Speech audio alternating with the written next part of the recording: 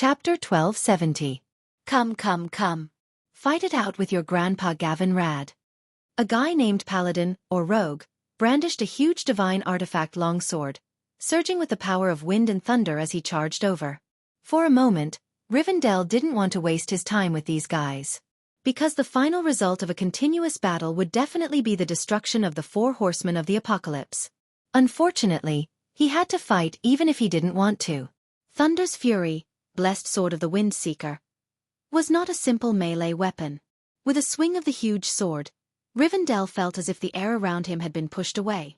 Even the undead warhorse under him seemed to have been sucked into a black hole. His body became sluggish, and even the powerful undead warhorse could not move for a second. At this time, a new five-man squad had already closed in on him at high speed and engaged him in a fierce battle. Damn it! Rivendell cursed. Who is he? Who is she? Both of them are so strong. It wasn't that Rivendell didn't do his homework and couldn't tell who the experts of the Alliance were, but he didn't have the luxury to do so. The palpitations in his soul made him panic. He could clearly feel that the distance between him and the other three horsemen of the apocalypse was constantly widening. At the same time, his strength was rapidly weakening. Has the secret finally been discovered? Unfortunately, Gavinrad's wind sword, Aurelia's wind and thunder arrows, Vanessa's deadly twin daggers, Jaina's large fireball, and Benedictus's holy light punishment all rained down on him, making him unable to take care of himself. Oh no, he didn't even know how many bones he had broken. At this time, Duque's squad had already run through the portal to beat up Duchess Blamu. If one were to say who was the most difficult to deal with among the four horsemen of the apocalypse, the first would definitely be that damn dwarf Kurtaz. That level of fire magic, if it carried more than 4 layers of imprints, not to mention Jaina, even Duque would feel weak. The vicious curse imprint could directly reduce the opponent's magic resistance. If it were a mage, it would reduce the magic output of the magic circuit. The second most difficult to deal with was Baron Rivendell. The remaining two, on the other hand, only had a single attack method and none of them were capable of killing in an instant. They were practically playing around. So when Riadaline injected holy light into the ground so that the team could surround and beat Blamu, Queen Sheena suddenly asked, "What is going on with the four horsemen of the apocalypse? I feel that they are too weak." Weak? Of course. Do you know that they're already over 3,000 yards away from each other? 3,000 yards. It didn't seem like much, and he didn't count it when he had a flying mount, but this distance was indeed not short. Queen Sylvanas was smart. She immediately thought of something. Their strength is inversely proportional to the distance between them? The greater the distance, the weaker they are. Yes, because they have a stingy boss. Before Duque could finish, Blamu had already slashed down with a rune sword. "You are not allowed to insult Sir Kel, Thuzad." Poor guy, he's been brainwashed. If you were freed from the Lich King's mental control, would you still say that? As Duque complained, he swung his hand and a high elemental fireball smashed into the horseman's face, directly sending her flying. This time, Duque was right. The four horsemen of the apocalypse suddenly strengthened for a reason. After fighting for so long, the system elf had also analyzed for so long, and the final conclusion made Duque feel a slight pain in the ass. Kel Thuzad had injected divinity into all four of them. Of course, it was not some high-purity good stuff. It was unknown whether this divinity was obtained from Northrend or plundered from other places. It had characteristics similar to Zul Amon's animal evil god. Crazy and full of a sense of chaos. If this power had to be described as similar, then Duque would definitely think that the closest answer was the blood of an abyss lord. It could indeed greatly increase the strength and destructive power of the user. Replacing it was the gradual loss of rationality, falling into madness and killing, unable to extricate themselves. Using this on the calm, cruel and powerful Death Knights, Kel was at his wit's end. Moreover, this thing was not just one portion, but an extremely powerful chaos divinity that was forcibly divided into 4 parts. The consequence of being divided into 4, in addition to each having different characteristics, also triggered a perception similar to that of twins. However, too far away would cause the divinity to weaken, which was something Kel Thuzad did not expect. So on the surface, Kel Thuzad threw out the names of the 4 horsemen of the apocalypse, such as war, massacre, hunger, and death. In fact, this was to cover up the failure of this experiment. Of course, it was impossible for others to discover this small difference. Xueqi had the system monitoring the data of the four horsemen from beginning to end. When the system had an answer, it just so happened that the team was in danger, so Xueqi decisively tore down the hall where the four horsemen of the apocalypse were and forcibly broke them up. Now Xueqi frowned. What's wrong? Kel almost found a chance to escape. Indeed, after eating fire, wind and shadow divinity in one go, Xueqi was already a 1-star Breaking Dawn Archmage just based on the total amount of magic power. But Xueqi's current combat power was only around 2-star. After all, apart from the fire divinity, Xueqi did not dare to use the other two. The core of his power was the mage. Before the foundation of the mage was stable, abusing the divinity of other elements was likely to break the balance of the magic circuit in his body. That was really courting death. In a situation where the divinity was unbalanced, Xueqi could use at most 70% of his strength. Under this premise, he had to take into account the control of Naxxramas, ensure the blockade of the space where Kel Thuzad was, and open the portal to teleport the 3 squads. At this moment, Xueqi's individual combat power was only half a notch higher than Jaina's. Just now, Xueqi was ruthless and rewarded Blamu with a big fireball, and Kel almost found a chance to break through. There was no other way. Before dealing with the 4 horsemen of the apocalypse, Xueqi could only be a good baby. As the battle went on, the Alliance powerhouses all felt the weakness of the horsemen of the apocalypse. Even though they had activated Death Rampart, which absorbed almost all damage 3 times, the sluggishness of their movements, the decline in the power of their attacks, and the disorder of the elemental attacks they released could not be hidden from the experienced Alliance hero squad. When Death Rampart was activated for the 3rd time, Xueqi looked up to the sky and shouted, "Onyxia, stop playing!" Silence rippled in the air, and then 3 seconds passed. Suddenly, a special portal opened in the void. Unlike the bluish-purple arcane portal that Xueqi often used, this portal was made of flames and was quite large. It looked like the main entrance of the Storm Fortress. Countess Katrana, who exuded sexiness and swaying charm, had a snow-white left arm on her waist, but her right hand was holding a huge head that exuded a flame aura. Chapter 1271. Following that, the Countess flung her arm. The scorched skull, still shrouded in flame elements, drew a perfect arc in the air and landed beside Baron Rivendare's feet. Kurtaz! Even though his face was beyond recognition, even though his soul sensed his broken chains, Rivendare's movements turned sluggish at the sight of his comrade's demise. Disregarding his divinity, he knew his own capabilities. If not for his master reviving him out of loyalty, he would still be a vengeful spirit by the sun well, or perhaps he would have been annihilated by the holy light. Unfortunately, it was impossible for him to reverse this defeat. "No!" he roared and launched a suicidal charge at Magni, who had descended from the heavens. Humph! Magni was rather displeased. He had already noticed that Rivendare's scarlet soul pupils weren't looking at him, but Xueqi. He didn't roar. Instead, Magni remained strangely silent. His left hand that was holding the axe first smashed out with a hammer. That's right. It was a hammer. Galestorm's hammer. Formed from lightning. If it was in the past, Rivendare would have used his astounding horsemanship to maneuver his undead warhorse to nimbly dodge. But now he couldn't care less. If this dragged on, his end would still be destruction. Might as well give it a shot. Intense lightning bolts exploded on the undead warhorse. Violent lightning snakes wriggled around the undead warhorse. Even though the undead warhorse was a spirit, it couldn't help but twitch under such a powerful elemental attack. However, Rivendare's body had already entered a jumping/state. His posture was as perfect as Grom Hellscream. "You want to go over? Have you asked for my permission?" At this moment, Magni's right arm abruptly swung. His speed was fast and his strength was ferocious. It was as though Magni was swinging a gigantic plate. Yes, a plate made entirely out of flames. Hand of Sovras, Balrog Ragnaros, had unleashed its might. The divine warhammer transformed into a waterfall of flames as it smashed towards Rivendare. "Die, Xueqi!" Rivendare bellowed malevolently as though he didn't see the gigantic flaming warhammer crashing towards his lower body. Bang! Sparks flew in all directions.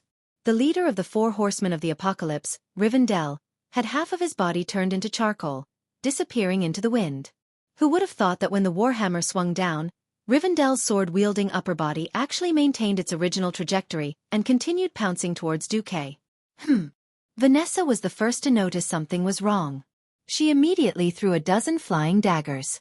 Queen Sylvan's thunderbolt bolt struck Rivendell's chest accurately at the crimson soulfire. Then, it was Riadaline's hammer of wrath, which was infused with the will of the Holy Knight Destroyer. The golden holy light hammer directly smashed onto the back of the Death Knight, and the sound of bones breaking could be heard. But Rivendell was still desperate. At this moment, everyone finally realized that Rivendell had abandoned all defenses and relied solely on his body to withstand the attacks. It was all for the sake of perishing together with Xueqi. Vanessa suddenly burst out laughing without a care in the world. A mere horseman of the apocalypse with low HP wanted to fight to the death with her immoral and beastly Duke Master who kept all his life-saving skills? Was the Death Knight's brain damaged? When Vanessa turned to look at Xueqi, she was shocked to see Xueqi not evading. Instead, he wielded his staff in his left hand and his sword in his right as he strode forward. Damn it! Is my master addicted to being a swordsman? Swordsman? Perhaps. Humans are despicable. Humans are despicable. Humans are despicable. The feeling of being one with the despicable wasn't bad at all. If he could defeat the boss, he would never allow it to reach its peak. This was Xueqi's maxim. But sometimes, Xueqi would let his emotions get the better of him. For example, now. In terms of emotions, he could tolerate those who were afraid of death and willingly become the Lich King's servant in order to obtain eternal life. However, he absolutely disliked those who sold out their teammates, their master, and even their own subjects for the sake of their so-called immortality, turning them into undead. This was what Xueqi told himself. I will destroy him completely. Xueqi struck. It was an ordinary stab that even a 3-month-old militia could execute. The strange spiral-shaped, screw-like longsword pierced Rivendell's head. It was as though Rivendell was sending himself to his death. Xueqi's sword pierced through the pale face of the nobleman who kept spitting out crazily. Like a watermelon, the dried brain matter and shrunken brain matter splattered all over the ground. But not a single drop or piece of rotten flesh could penetrate Xueqi's ice barrier and stain Xueqi's blue and white magician robes. Amateurs enjoyed the show, while experts observed the artistry. Riadaline and Magni could only sense that something was amiss. Only Vanessa and Queen Sylvanas sensed that Xueqi seemed to have vanished in that instant. It wasn't a physical disappearance. Xueqi could still be sensed, seen, heard, and smelled. But it was as though Xueqi had vanished for a split second. This is a little technique in using the soul. This was a skill that Xueqi had learned when he was a Void Lord. The Undying had no 5 senses towards the outside world.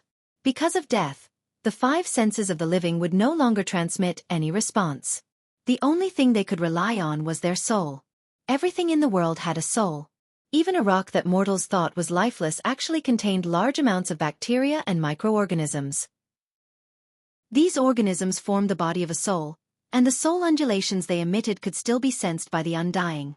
Thus, in the world of the Undying, only the color of the soul remained.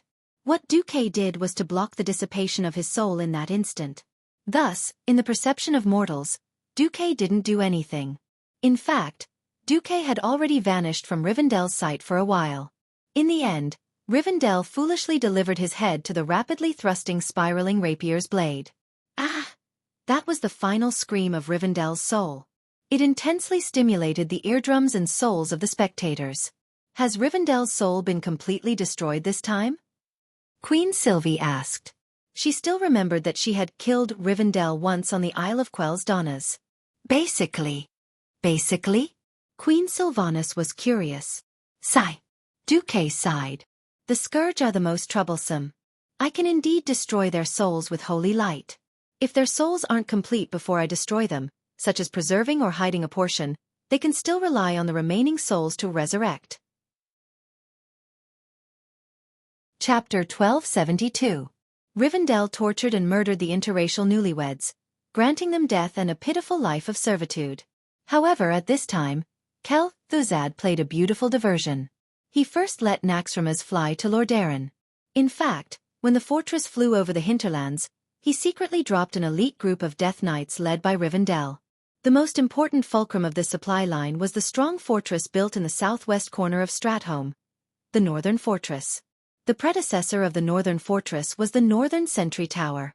Later, under the orders of Xueqi, The alliance gathered a considerable amount of manpower and material resources to expand the sentry tower, forming a small fortress covering an area of 3,000 square meters with 5 towers in the east, west, south, north, and center. The portal opened. Tyrion carried Zeliek's head and Gavin Rad dragged the soulless remains of Blamu. The 15 members of the hero group finally gathered. The higher-ups of the alliance ordered to shrink the line of defense. Unfortunately, the rebuilding of the Blood Elf Kingdom of Sin Dorii was equally shocking. "It's all settled," Gavin Rad gasped softly. In fact, this was also a sin committed by Kel, Thuzad and Naxxramas a while ago. Duque sighed softly. In order to coordinate how to better protect the continuous flow of strategic supplies to the Kingdom of Sin Dorii, the two commanders constantly met in an abandoned village in the North Valley. As a result, the handsome Sir Zeliek fell in love with Miss Blamu. Similarly, the beautiful Miss Blamu was conquered by Sir Zeliek's charming temperament. The busybodies held a grand wedding for the two. People temporarily forgot about the terrible natural disaster, and a warm atmosphere reappeared in this sad land. The land of Lordaeron, which had been polluted by the plague of the natural disaster, showed signs of recovery. Tyrion was a very upright person, and he also had something to say. "When they stood opposite us as Death Knights, we should undoubtedly destroy them, but now..." The representatives were Duchess Blamu of Sin Dorii and Sir Zeliek of Lordaeron. The former served as the commander of the Sala Sentry Tower, while the latter served as the commander of the Northern Sentry Tower. Both of them were the core figures of the Scourge Defense Force. In fact, Duque's willpower wasn't that strong, but Duque's soul was very tolerant. Most of them were the souls, moral integrity, of the famous saints, which was why the people called him Saint Duque. If the three of them did not mention it, Duque would not know anything about the background of these two horsemen of the apocalypse. From the moment he met killed Jaden, he was afraid of everything and didn't dare to take responsibility. That was why Gul'dan was promoted. After that, he became the great chieftain, and because he was afraid of Kill Jaden, he risked his life to attack Azeroth. In the end, he was directly blown up by Duque. Duque's scalp went numb. All right, let me try." That was how the second Lich King, Arthas, came into being. If he had put in some effort, there would have only been one Lich King, Nazul.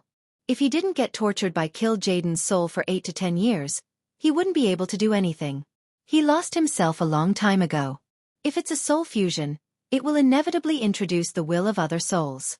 Even if it's a fusion with a blank baby's soul, it will dilute the concentration of the original soul. The strength of the soul affects a person's strength. If the fused soul is too weak, the strength will be greatly reduced. If the fused soul is too strong, he will lose himself, or he won't even know which will belongs to him. It sounded like there was no end to this. The beautiful and dignified female elf was the first to speak.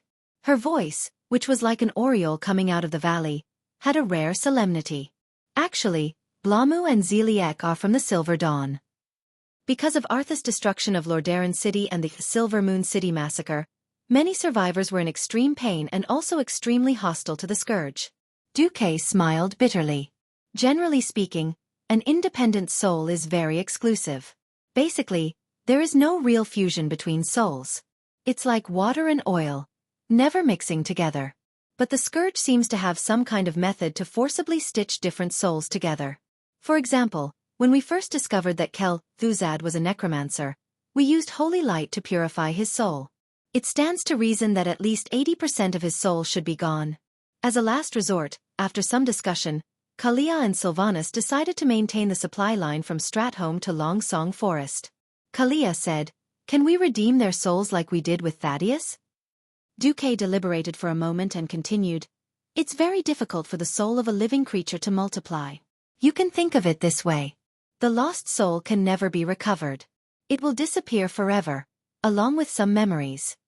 In fact, there was another example, the Lich King Nazul and Arthas. On the surface, it was Nazul who had been tempting the fool to fall, dragging his soul into the abyss of despair. Unfortunately, Nazul was too soft. Queen Sylvanas' question felt like she was asking Duque his own question. From the beginning to the end, this guy was a guy who was afraid of death. Then why? Queen Sylvanas wanted to say something but stopped. While Duque's team was in a daze, the battle on the other two sides had also come to an end. They only needed to change their target once more before they were done. At the start of the battle, I could feel the struggle of their souls, Tyrion said. Then what's going on with the other souls? You know what happened next. When Aurelia said this, she could not help but feel sad. Resurrection? This word made Queen Sylvanas very unhappy. After hearing this, Xueqi was at first stunned. As a transmigrator and veteran player, unless it was a game mission that left a deep impression, no one would care about the historical background of each boss in a large dungeon with more than a dozen bosses. Seeing that they were hesitant to speak, Xueqi could only say, "What's wrong?" After listening to Tyrion's detailed explanation, Xueqi learned, Xueqi. Kalia crossed her fingers and made a standard prayer gesture. Me too, Gavinrad said. Now, he had tempted Arthas to fuse with his soul, but who knew that his will was too weak? The result was that the great chief and first-generation Lich King's will was almost swallowed up without a trace left. The other fulcrum of the supply line was the Sala sentry tower at the border between Lordaeron and Sin Dorii. This sentry tower was guarded by an independent force that did not belong to either country, Silver Dawn. The problem was that President Ku drove the flying fortress everywhere to cause trouble, and the greatly strengthened main cities of the Alliance were not a big problem. However, due to the lack of mobility and low visibility at night, there were always remote areas affected. At this time, Aurelia, Tyrion and Kalia came together. Chapter 1273. Divinity itself was not something that could be found on the street. Suitable divinity was even more difficult. If Xueqi did not happen to have the wind and thunder divinity of the Wind Prince, he would not have been able to transform Thaddeus. Now, Xueqi did not have any extra divinity on hand. Then the so-called soul transformation was out of the question. However, complex transformation could not be done, but it did not mean that there was no way. Xueqi stretched out his hand, and with a special casting gesture, blue runes that emitted illusory light jumped out of his fingertips. Spirit Sealing Matrix. Strictly speaking, this did not belong to the category of mages. It should be said that it belonged to the domain of warlocks' demonic knowledge. Unlike Thaddeus, the pitiful Thaddeus was just an indifferent test subject. No one knew what would happen to him. Even if he became a Frankenstein-like existence, Thuzad only threw him into the abomination zone to guard the door. The Death Knights were definitely a different matter. The Death Knights and Liches, as the backbone of the Scourge Legion, were definitely mature troops that had been tempered. From killing designated targets, to using soul punishment to force their souls to fall, to brainwashing willpower, it could be said that the entire process was impeccable. However, the Lich King's mind control imprint was actually not that good. At least in the original history, when the Lich King Nizul left the Burning Legion, Sylvanas, who had become a death banshee, broke free from his control. In this life, it was the great Lich Anastrian who broke the shackles of mind control. Now, the new Lich King, Arthas, was still asleep. Thuzad, the commander who directly controlled the four horsemen of the apocalypse, was temporarily sealed by Xueqi in the different dimension at the core of the fortress. This was an opportunity. Put the remains of the three of them into the Matrix. Let go of the dwarf's independence, and put Blamu and Zeliek together. The rest of the clerics, prepare to help me pour holy light into the Matrix. 3 paladins and 2 priests immediately stood nervously and orderly on the 5 corners of the pentagram matrix that Xueqi had condensed with magic. Xueqi adjusted his breathing. He spread out his perception and spirit sense. External interference eliminated. The soul connection between the Lich King and Thuzad was cut off. Good. Get to work. Xueqi suddenly raised his head. His face slightly raised at a 30-degree angle. His righteous face was filled with a holy aura, and a golden radiance was faintly discernible on Xueqi's face. At some point, Xueqi's voice became ethereal. Even though Xueqi was right by her ear and his voice was endless, it sounded like a choir of children singing melodious hymns in a distant church. Perplexed soul. Can you see that on the other side of hell, there is still a lighthouse of holy light? Tormented souls. Can you hear your friends and relatives in the mortal world still calling your name? The darkness will eventually pass, just like the last darkness before dawn. Wake up. Come back. Listen. The call of your king. Xueqi waved his hand, and the kings immediately understood. Magni swung his hammer, and the materialized Balrog hammer smashed on the floor, making a crisp sound. "Kurtas, get back here! I don't want to tell your son that his dad ran off to become a lackey of the Scourge army when we're bragging in the tavern."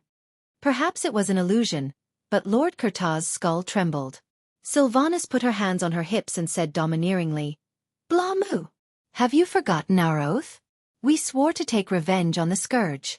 We swore to chase Arthas to the end of hell, and now you've actually become a Death Knight? What do you look like? Get back here." Blamua's skeleton seemed to move. Kalia knelt down gently and made a praying gesture. Holy light bloomed on her pure face full of love. "Sir Xueqi, you've done very well. But I sincerely believe that this shouldn't be the end of a warrior fighting against the Scourge. Come back, I will pray for you." Following the call of the three kings, the souls of the three Death Knights seemed to respond. "No, it's not enough." Benedictus, who had helped countless souls and had rich experience, gritted his teeth. "The redemption of the soul is not that simple. The powerful will of the Lich King poured into their souls. Their willpower is not enough, so they need a stronger stimulus." A stronger stimulus? Where could a stronger stimulus come from? Theon clenched his fists, but he suddenly sighed secretly. Yes, not everyone's name was Uther. Not every soul had such a strong will to resist the soul torture and corrosion of Frostmourne. "Leave it to me," Xueqi suddenly said. Every fallen soul often had not only the surrender of the will, but also the pollution of the heart. For example, even if Arthas became a Death Knight, Mal'Ganis and Thuzad at the time, they all faintly forced the fool to do things that he felt would make him more sinful, making him even more self-deprecating.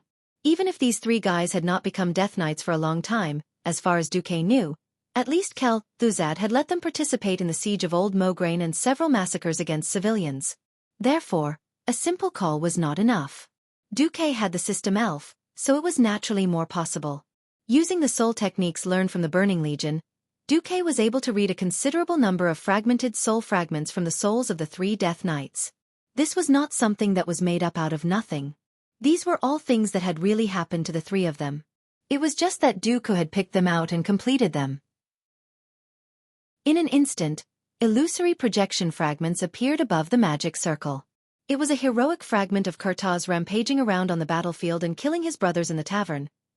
It was a fragment of Blamu and Xueqi's tryst in the small grain field. Although this involved privacy, the souls of the three soon reacted.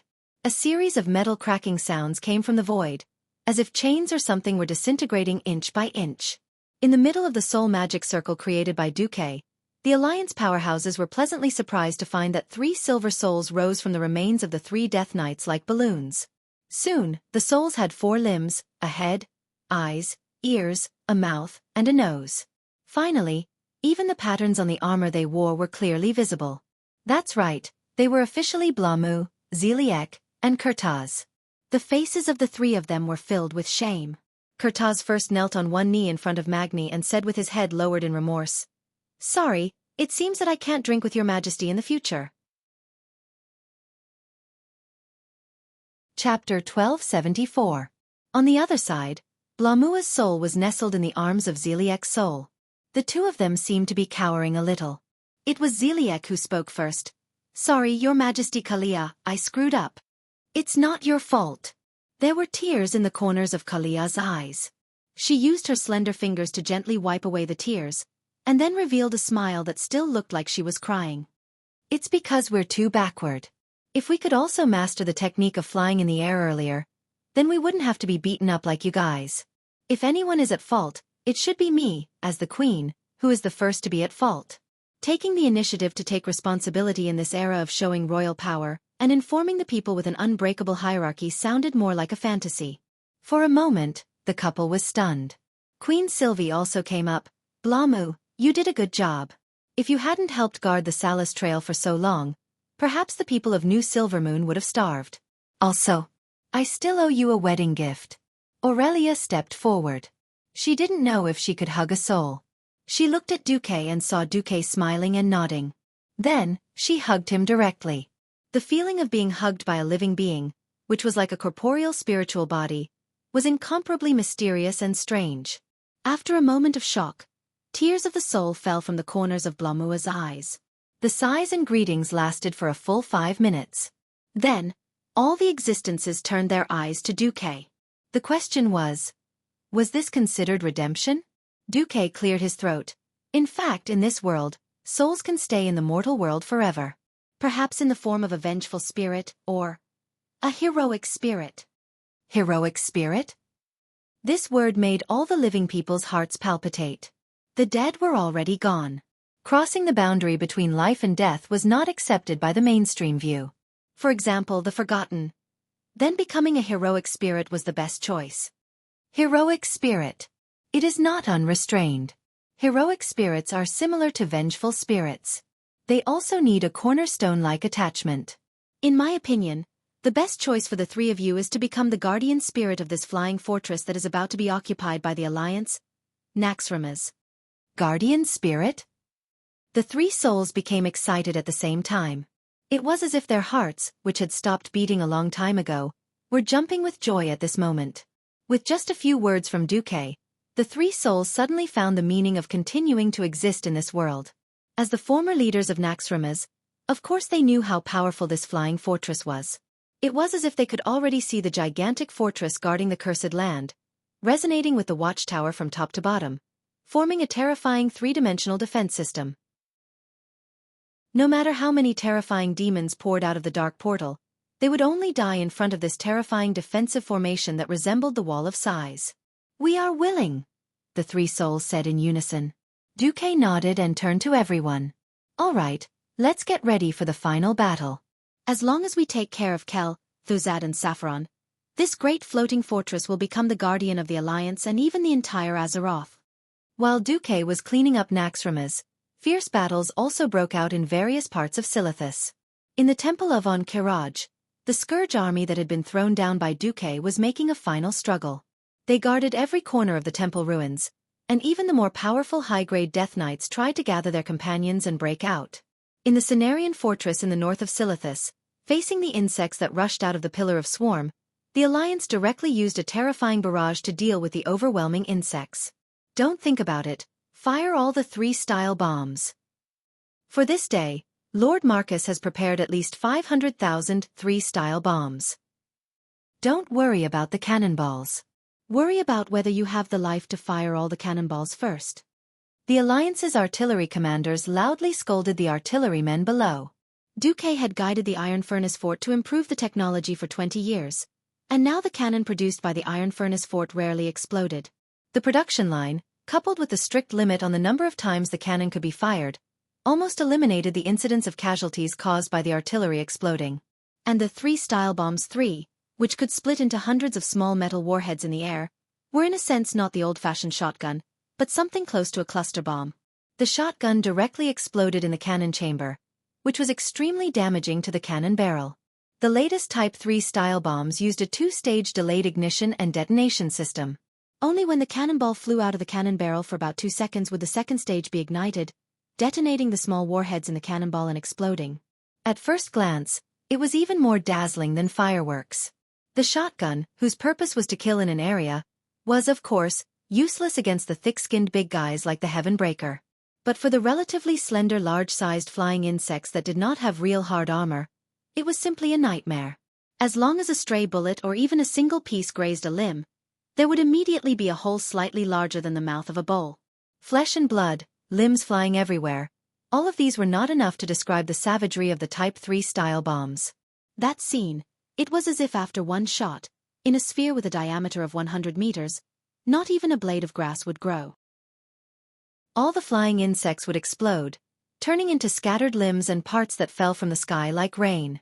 After a round of artillery fire, what fell from the sky was not just hundreds, but thousands of insects.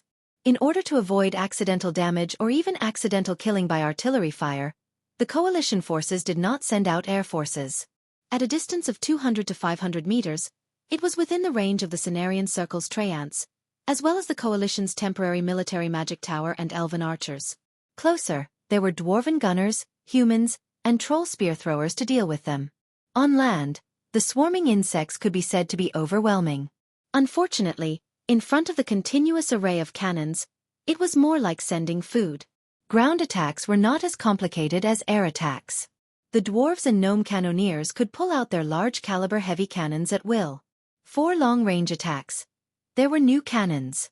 4 closer attacks. There were new small steel cannons and dwarven mortars. Slightly closer, there were steam tanks and fire-breathing tanks blocking in front of them. This scene made Sal's eyelids twitch, and he could not help but think to himself, if the tribes were to fight, I really don't know how many tribal warriors would have to be sacrificed to win. The impact of this three-dimensional war concept made Sal's mouth full of bitterness. 21 years ago, his ancestors used muscle and barbaric weapons to conquer almost half of the Alliance. 21 years later, although he had worked hard to catch up and had stolen a large number of things from the goblins that were black technology for the orcs, he was shocked to find that the gap between the tribes and the Alliance had not only not narrowed, but had even widened. If there were no such things as magic, the Alliance could flatten the entire tribe with artillery alone. Orcs, trolls, and taurens could not even find a place to stay in front of the Alliance. Just as Sal's thoughts were a little scattered, an accident happened on the battlefield. Chapter 1275. It was a huge beetle-shaped bug. From afar, it looked like a small mountain. Just its bulging back was 5 stories high. This guy used its thick and solid carapace to block all the dwarves' artillery fire and rushed over. 3 dwarf Spitfire tanks bravely went up to meet it. Unfortunately, with a pinch of its huge mouth, one of the Spitfire tanks exploded on the spot, bursting into a small mushroom cloud of flames. The remaining 2 tanks were not spared either. The giant bug used its horns to dig and flip the 2 tanks upside down, and then there was a violent explosion. Krasis frowned deeply. In the absence of the Alliance's commanders, as well as the group of kings, he was the temporary commander of the Alliance Expeditionary Force. He could not bear to watch this scene. However, this kind of existence that exceeded conventional force had to be dealt with by someone strong. However, before he could speak, Sal had already taken a step forward and said in a clear voice, "The Alliance has done enough for this world. Leave this to the tribe's experts." There was no need for Sal to give another order. Rexer had already stepped out. Misha, Rexer, who had ogre blood and infinite strength, made an extremely shocking move. He threw out his pet war bear Misha, which weighed at least a ton. Yes, that's right, he threw it out. It was like a dwarf artillery soldier who had activated Deity Descends, and picked up a 1-ton mortar shell. However, Lexer was even more relaxed and satisfied. He had tossed away such a big bear just like that. Damn, it even had a spiraling effect. The experienced dwarf artillery soldier could not help but wonder if this Misha also had an armor-piercing or a second explosion function. It was obvious that the old dwarf was thinking too much. Rexer's Misha was very precious. He was not someone who shouted explosions are art all day long. Nor was he a necromancer who lost his mind. How could he let his precious war pet do the work of self-destructing? But throwing out a 1-ton giant bear just like that, weight was indeed lethal. The big worm was dumbfounded by Misha's attack. With Rexer's command, Misha immediately entered a berserk state.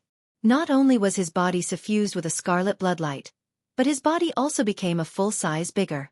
He actually managed to slap that incomparably large bug away with a single palm strike.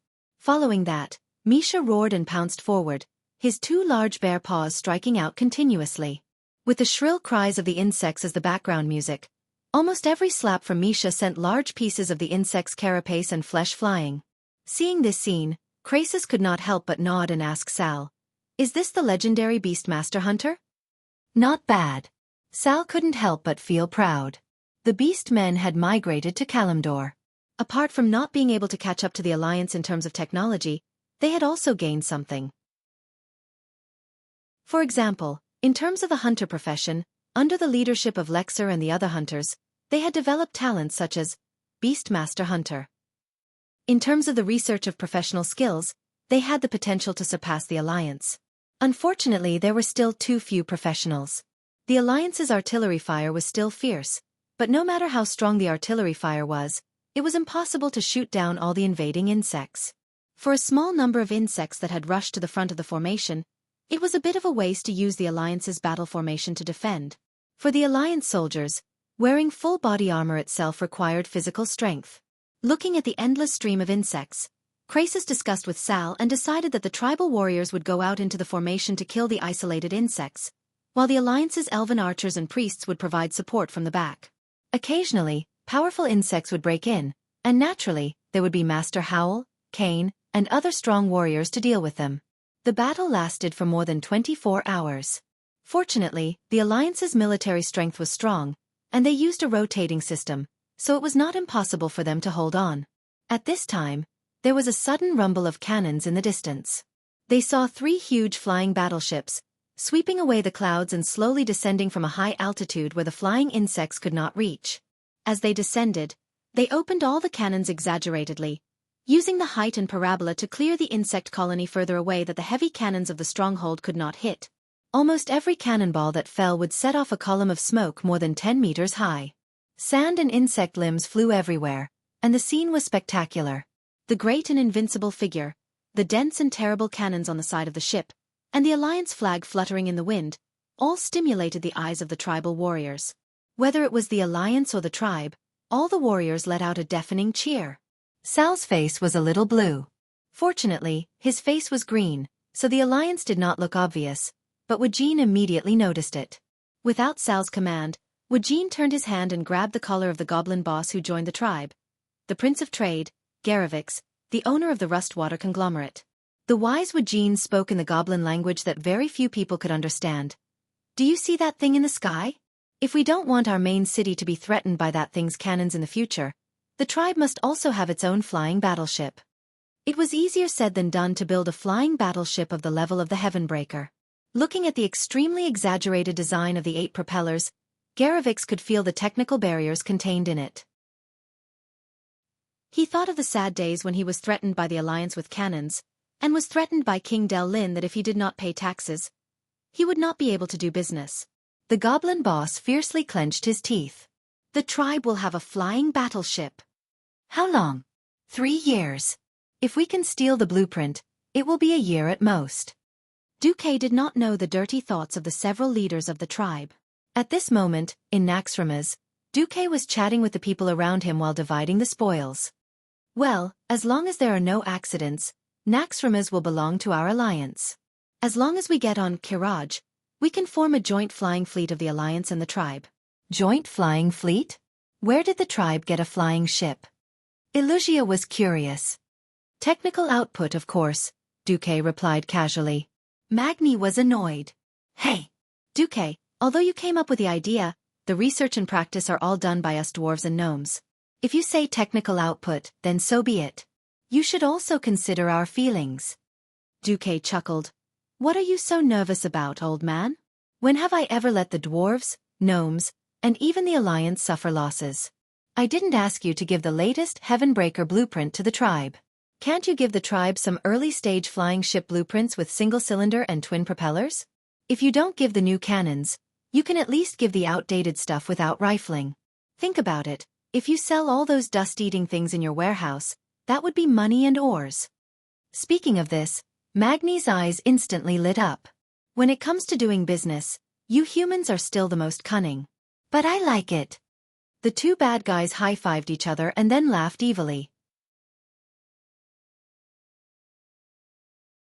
Chapter 1276. With the 3 original horsemen of the apocalypse leading the way, the treasure chests of the 4 horsemen were not difficult to find. When everyone opened the treasure chests, not to mention the others, even Duque himself was stunned. First of all, a mere group of the 4 horsemen of the apocalypse would never have so many items. Duque glanced around and found that the equipment that should have been dropped by the bosses that died due to the Dalajan main cannon bombardment and various other reasons were all here. Seeing the doubts of Duque and the others, Blamu took the initiative to explain. Most of the chests are equipment that the Scourge army has plundered from all over the world. But the real best items are the Titan-era equipment that has long been in the fortress and has only recently been unearthed. The heroic spirit that was emitting a holy radiance reached into the chest and pulled out a few pieces of equipment. Almost as soon as he saw these pieces of equipment, Duque's pupils suddenly shrank. Sure enough, he was not mistaken. This was the second key to this batch of equipment. Quality. After killing Rivendell, the head of the 4 horsemen of the apocalypse, Duque had obtained a small portion of divinity. The problem was that this divinity was filled with the power of chaos. In a situation where Duque could not produce divinity himself, forcefully using this divinity would only contaminate other divinity and even cause Duque to go insane. This was definitely not worth it. Xueqi dispersed this chaotic divinity and let it dissipate into the world. However, Xueqi did not expect that even if it was a portion of divinity that could not be used, because Rivendell had used it for a long time, it had inadvertently increased the quality of the equipment dropped. Look. Lost Victor set, Lost Defender set, and Lost Conqueror set. These were level 80 sets of equipment that completely surpassed Mount Hyjal's level. It was also commonly known as the 7th set, T7, by the players. Except for the head parts of the various sets that were still in Kel'Thuzad's hands, the glove should be outside the Obsidian Temple. If it were not for the fact that there were too few sets, only 5, the entire team would have changed their equipment. After some discussion, it was decided that Magni, Tyrion, Gavinrad, Servanas, and Jaina would wear it first. Jaina was a little hesitant. After all, they were both mages, and this gorgeous Frostfire set was a greater bonus for Xueqi. Xueqi, do you really not want it? Xueqi shook his head. Putting aside the fact that he should be able to get the head of the suit, just the fact that the Obsidian Temple could not travel through time and space was enough to give Xueqi a headache. Of course, he couldn't say it out loud. Xueqi smiled and said, "Silly girl, why are you worried about me? I have a better." Xueqi stretched out his hand and grasped the air. A mysterious and heaven-defying aura suddenly spread out. Every pair of eyes was fixed on Xueqi. Ashes to ashes. Dust to dust. Hi, Duke Marcus, in the name of the successor of interstellar wanderer Medivh, in the name of the new guardian of Azeroth, summon your response. Come out. Atish. It was accompanied by a brief and mysterious call. Dozens of orange wooden fragments flew out of Xueqi's spatial bag and the horseman's treasure chest, like a jigsaw puzzle or a pile of building blocks. The incomplete fragments assembled themselves in the air. Pala pala. It was the strange sound of wood colliding with each other. Under everyone's watchful eyes, a dark brown staff with a long handle was completed. Then, there was a soft orange glow. It was incredible. There was no longer a single crack on the staff's handle, which should have been covered in cracks. It was as if it was brand new. Xueqi took out a staff head that looked like a chicken drumstick and attached it to the staff. Without glue or any binding or repair, the staff head and body automatically fused together perfectly. This is... Jaina murmured in disbelief. Xueqi scratched his head. Sure enough, the staff's tail is still missing. As soon as Xueqi said that, everyone suddenly realized that there was a gap at the end of the staff that looked like it had been bitten by a dog. Indeed, the staff's tail was missing. Originally, everyone was wondering if they could see the birth of a divine artifact, but who knew that the staff's tail was still missing? Everyone congratulated Xueqi, but it seemed like they would feel bad if they didn't say anything. Only Xueqi himself didn't care. According to the original history, the divine artifact staff, Atish, the legendary staff of the Guardian, would shatter into 42 pieces after killing Sargeras. They were the head, the staff's tail, and the 40 pieces of the staff's body. Because of the existence of a certain transmigrator, the head of Atish's staff had been in Xueqi's hands from beginning to end. Now that he had unexpectedly obtained the staff's body in advance, it could be said that this divine artifact staff was more than half complete. But the last one was the most difficult because in history, the staff's tail should have been in Thun's hands. Ha! When Xueqi held the staff in one hand, he felt a change in the pulse of fate. It's actually not in Thun's hands? There was a reaction between the various parts of the divine artifact. At this moment, Atish clearly told his new master that his final staff's tail wasn't in on Kiraj, but here. That's right. It was in Kel'Thuzad's hands. This is really lucky. Xueqi was very happy, very happy. He even couldn't help but laugh out loud. Ha ha ha ha. Hearty laughter resounded throughout the hall. What's wrong? Jaina secretly pulled on Xueqi's sleeve. Nothing. I just didn't expect that the last part of the divine artifact Atish would actually be in Kel'Thuzad's hands. Xueqi laughed very happily, and also very presumptuous. Because as long as he killed Chairman Ku, then Xueqi could take the staff, it really was a divine artifact staff, and openly go against Thun, this ungrateful ancient god. How could Xueqi not be happy? In his joy, Xueqi even pulled Jaina over and gave her a kiss in front of everyone. A group of B***stards shouted. Even an honest person like Theon had a you-know look on his face. It was one thing for Xueqi to have an affair with a few queens, but it was another thing to actually kiss her in front of everyone.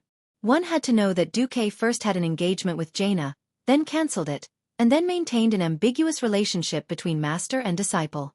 Now, his behavior was really laughable. Jaina was so embarrassed that she just wanted to find a hole to hide in. Xueqi also realized that he had lost his composure.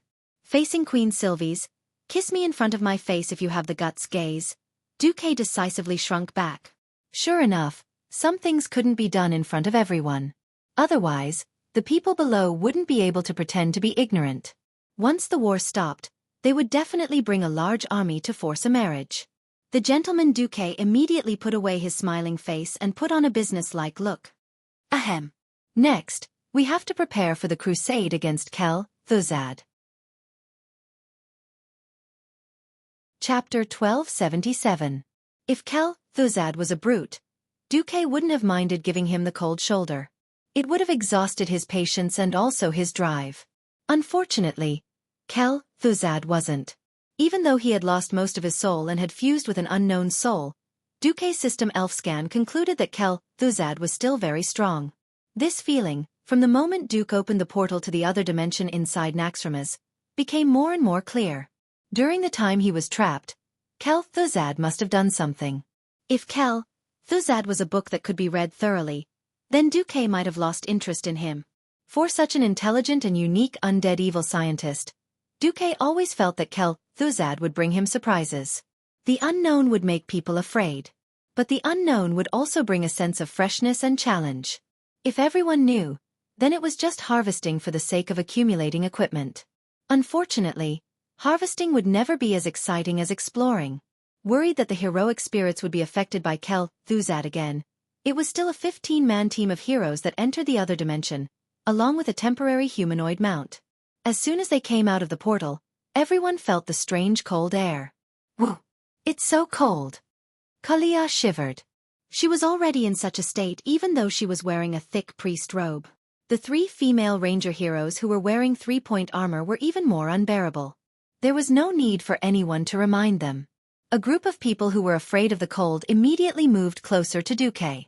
Especially the 7 who were close to Xueqi, they instantly moved to the center position closest to Xueqi.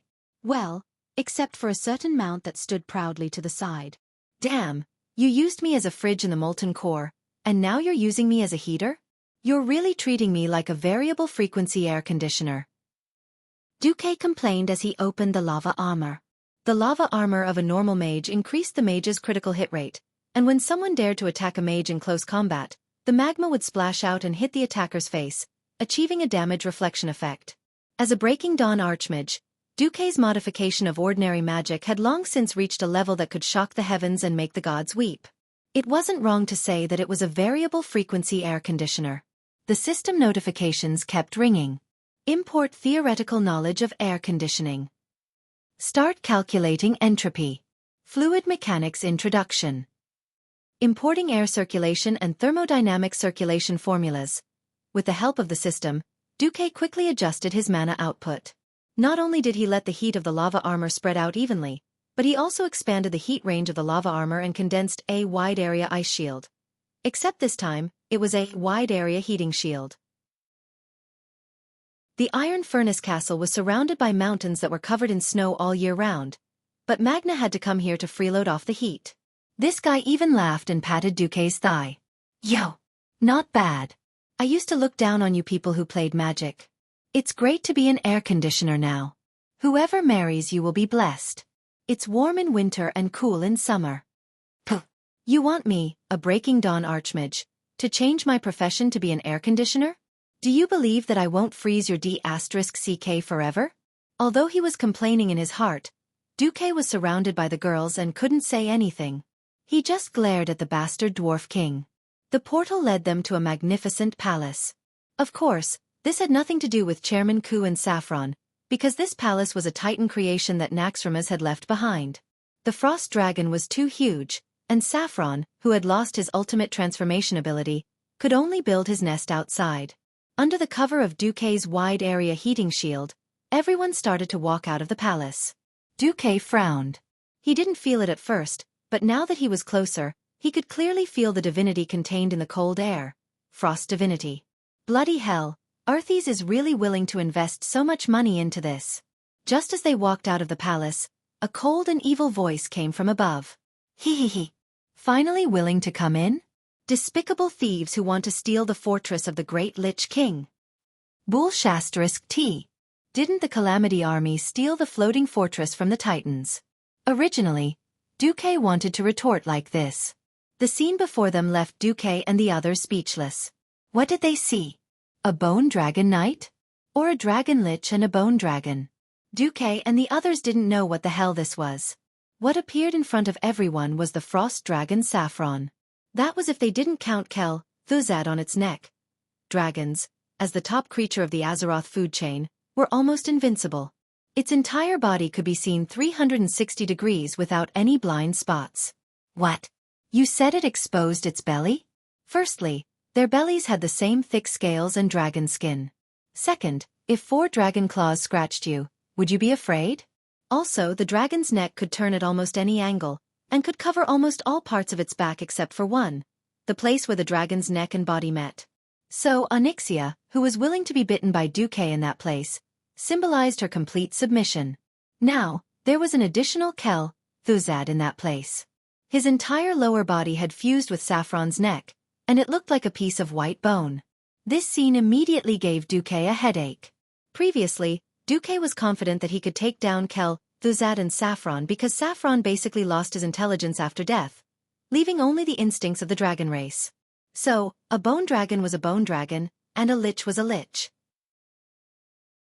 As long as Onyxia could viciously entangle Saffron, then Xueqi and the hero group could focus all their strength on killing Kel, Thuzad. At this moment, the most terrifying thing happened. The lich, who was relatively weak in close combat, had the most powerful body. The relatively weak bone dragon had a brain that could be used as a core. Xueqi didn't know if this combination was as perfect as he imagined it to be. If it was as he imagined, no, even if it was only 70%, it would be a nightmare for the Alliance. Kel, Thuzad was very satisfied with the expressions of the Alliance powerhouses. He waved his 2 huge claws that only had 4 fingers, and his dry jaw kept opening and closing, making a sinister sound. Oh! It seems that our uninvited guest is very surprised. He. It's no wonder. I don't know which despicable traitor sold out the information about Naxxramas. But I can guarantee that this change was not in the information provided by the traitor. Because until the moment before you controlled Naxxramas, I didn't decide to do this. Xueqi's muscles trembled slightly. Kel, Thuzad continued to grin. Speaking of which, I still have to thank you, Duke Marcus. Chapter 1278. Thank me? This time, Xueqi was dumbfounded. Sure enough, Kel Thuzad couldn't wait to reveal the answer. If you hadn't betrayed me and corrected me, I wouldn't have been suppressed by Antonidas, and I wouldn't have been tortured by the holy light. Most of my soul would have been destroyed, and all that's left is pure resentment and hatred. And my soul from the giant dragon.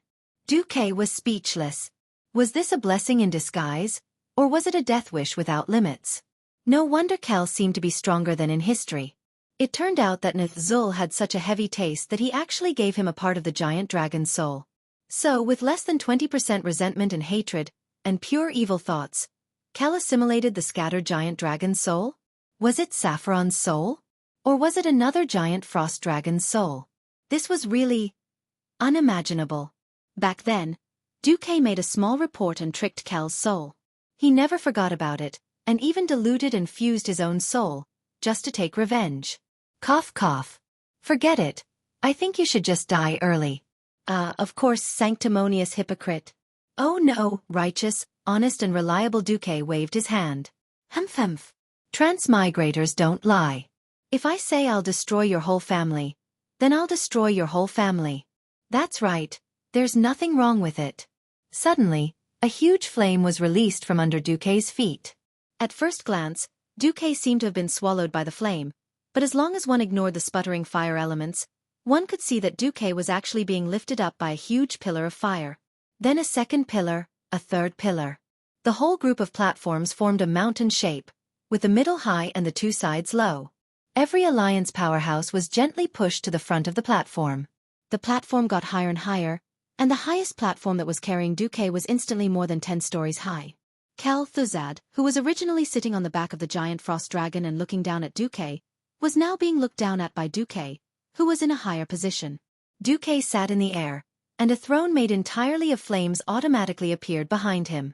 At the top of the throne was the head of Ragnaros's two-horned Balrog. The left and right corners of the throne were sharp flame spikes that looked like the heads of a meteor hammer. The second hand of the throne was a pair of giant claws that Xueqi's hands rested on. The flames that should have burned the human body to ashes seemed to have turned into a soft and comfortable sofa. When Xueqi sat on it, he would not be burned, nor would he feel any discomfort. After taking away the divinity of Ragnaros, Xueqi finally displayed his unparalleled flame manipulation talent to the world today. He deliberately raised his chin by a full 60 degrees, and his sonorous and forceful voice resounded throughout the entire venue. Xueqi, you have violated the laws of heaven, the laws of earth, and the laws of man. Challenging the boundaries of life and death with the greatest malice, crossing the uncrossable taboo line. People like you are the enemy of the world. I can save noble souls, and even depraved souls, I can redeem them. But only you, Xueqi, the only fate that awaits you is destruction. Eternal destruction. From ancient times to the present, flames had been endowed with many meanings by various intelligent races. It was light. It was heat. It was even a myth. But whether it was the living or the dead, in their memories, the greatest role of flames had always been destruction. How many living beings were destroyed, and how many undead were purified? Perhaps the cause was just a fire seed from a tree that was struck by lightning, or a simple torch. The fire that Xueqi controlled at this time could not help but remind Xueqi of the flamethrowers that could be found all over the cities and towns of the Alliance. Almost every small village had one. Even two farmers who had received simple training could easily turn a company of zombies and skeleton soldiers into nothingness. Xueqi's arrogant expression at this moment reminded Xueqi of the terrifying years when the Dalajan was exposed and he was labeled as a taboo, despised, humiliated, and executed. Suddenly, the anger that had been sealed away for a long time dominated Xueqi's soul. He was furious. Xueqi, Marcus, you will pay for your arrogance. You will pay the most tragic price for everything you have done. I've changed my mind.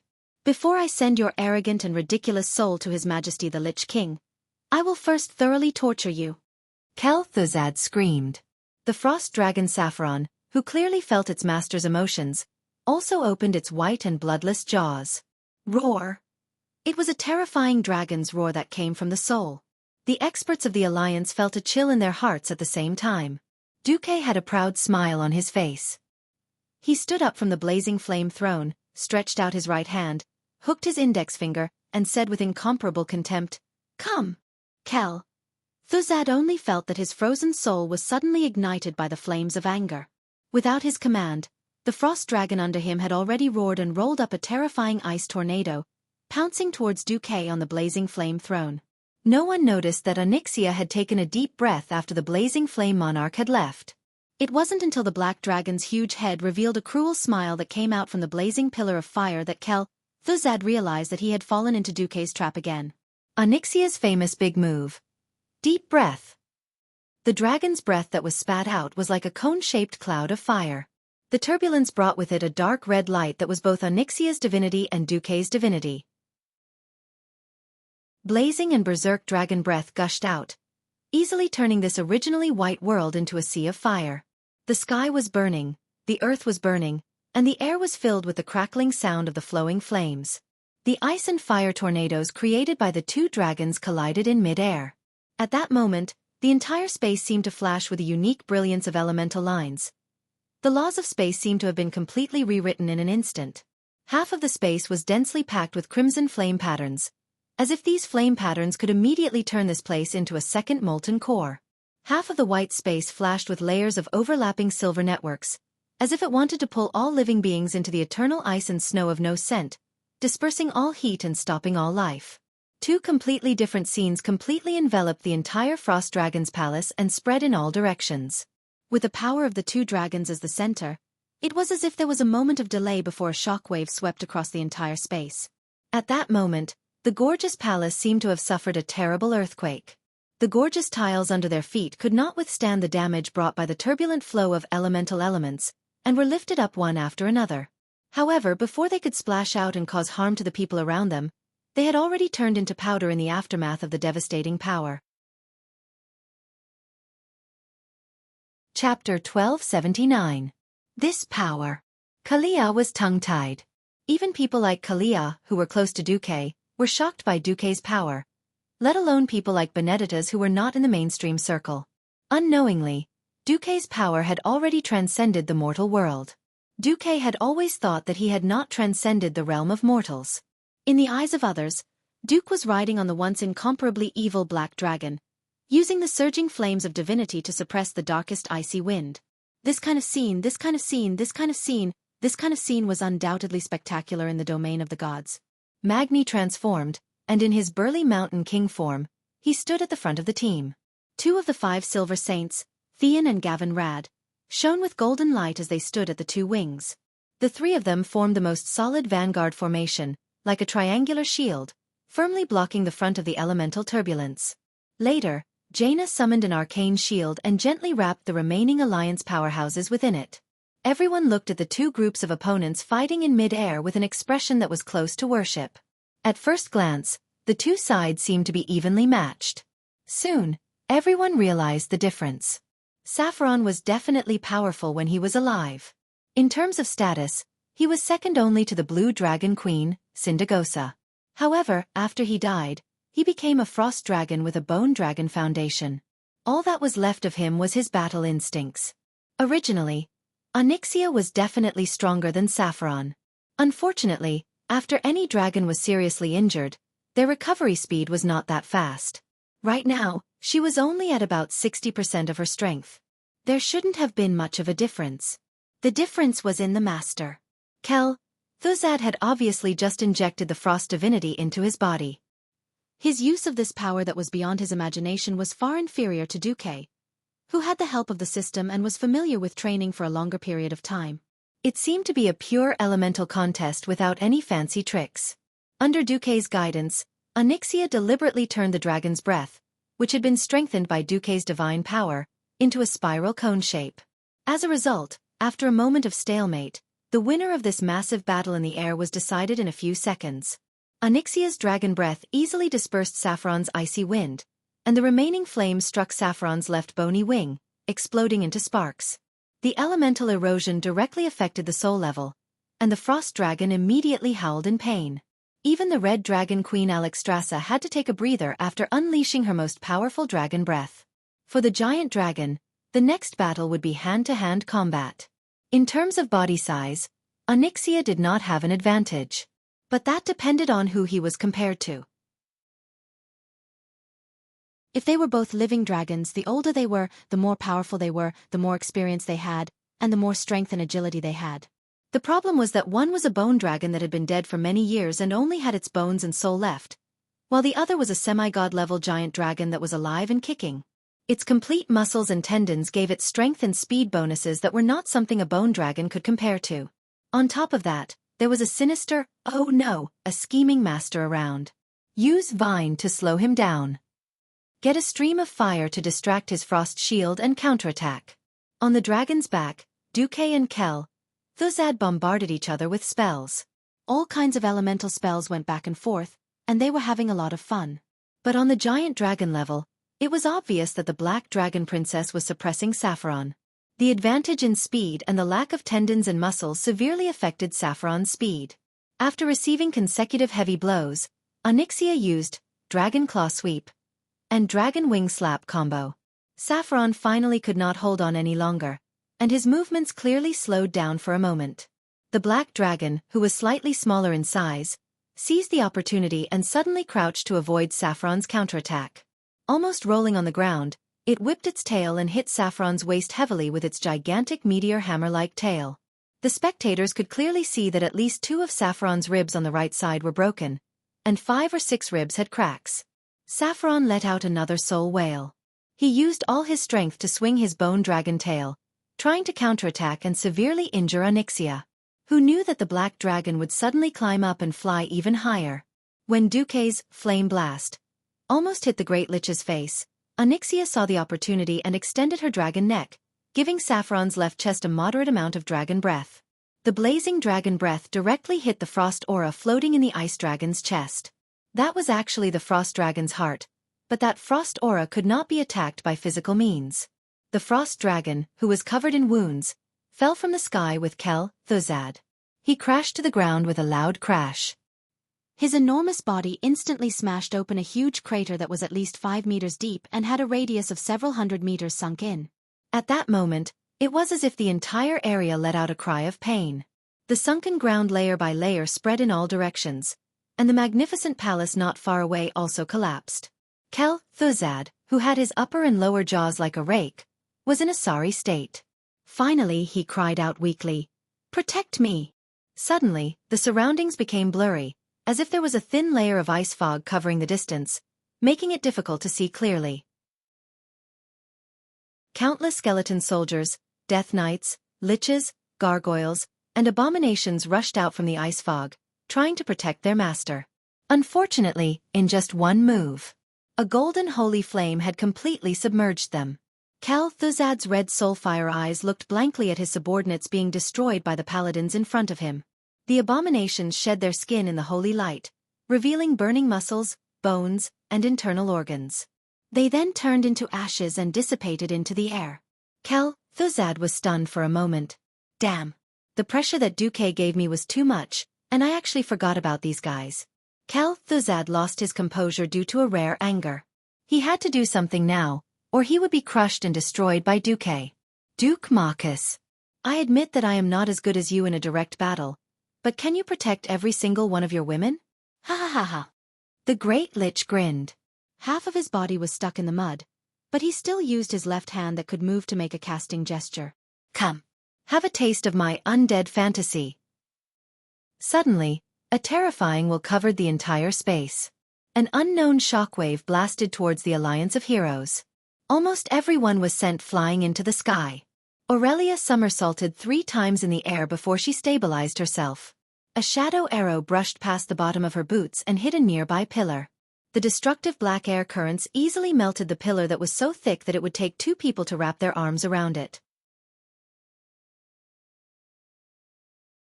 Chapter 1280. The strange shockwave blew most of the heroes away, and some of them even tumbled a few times. Kalia covered her sore nose, tears streaming down her face. She looked rather pitiful.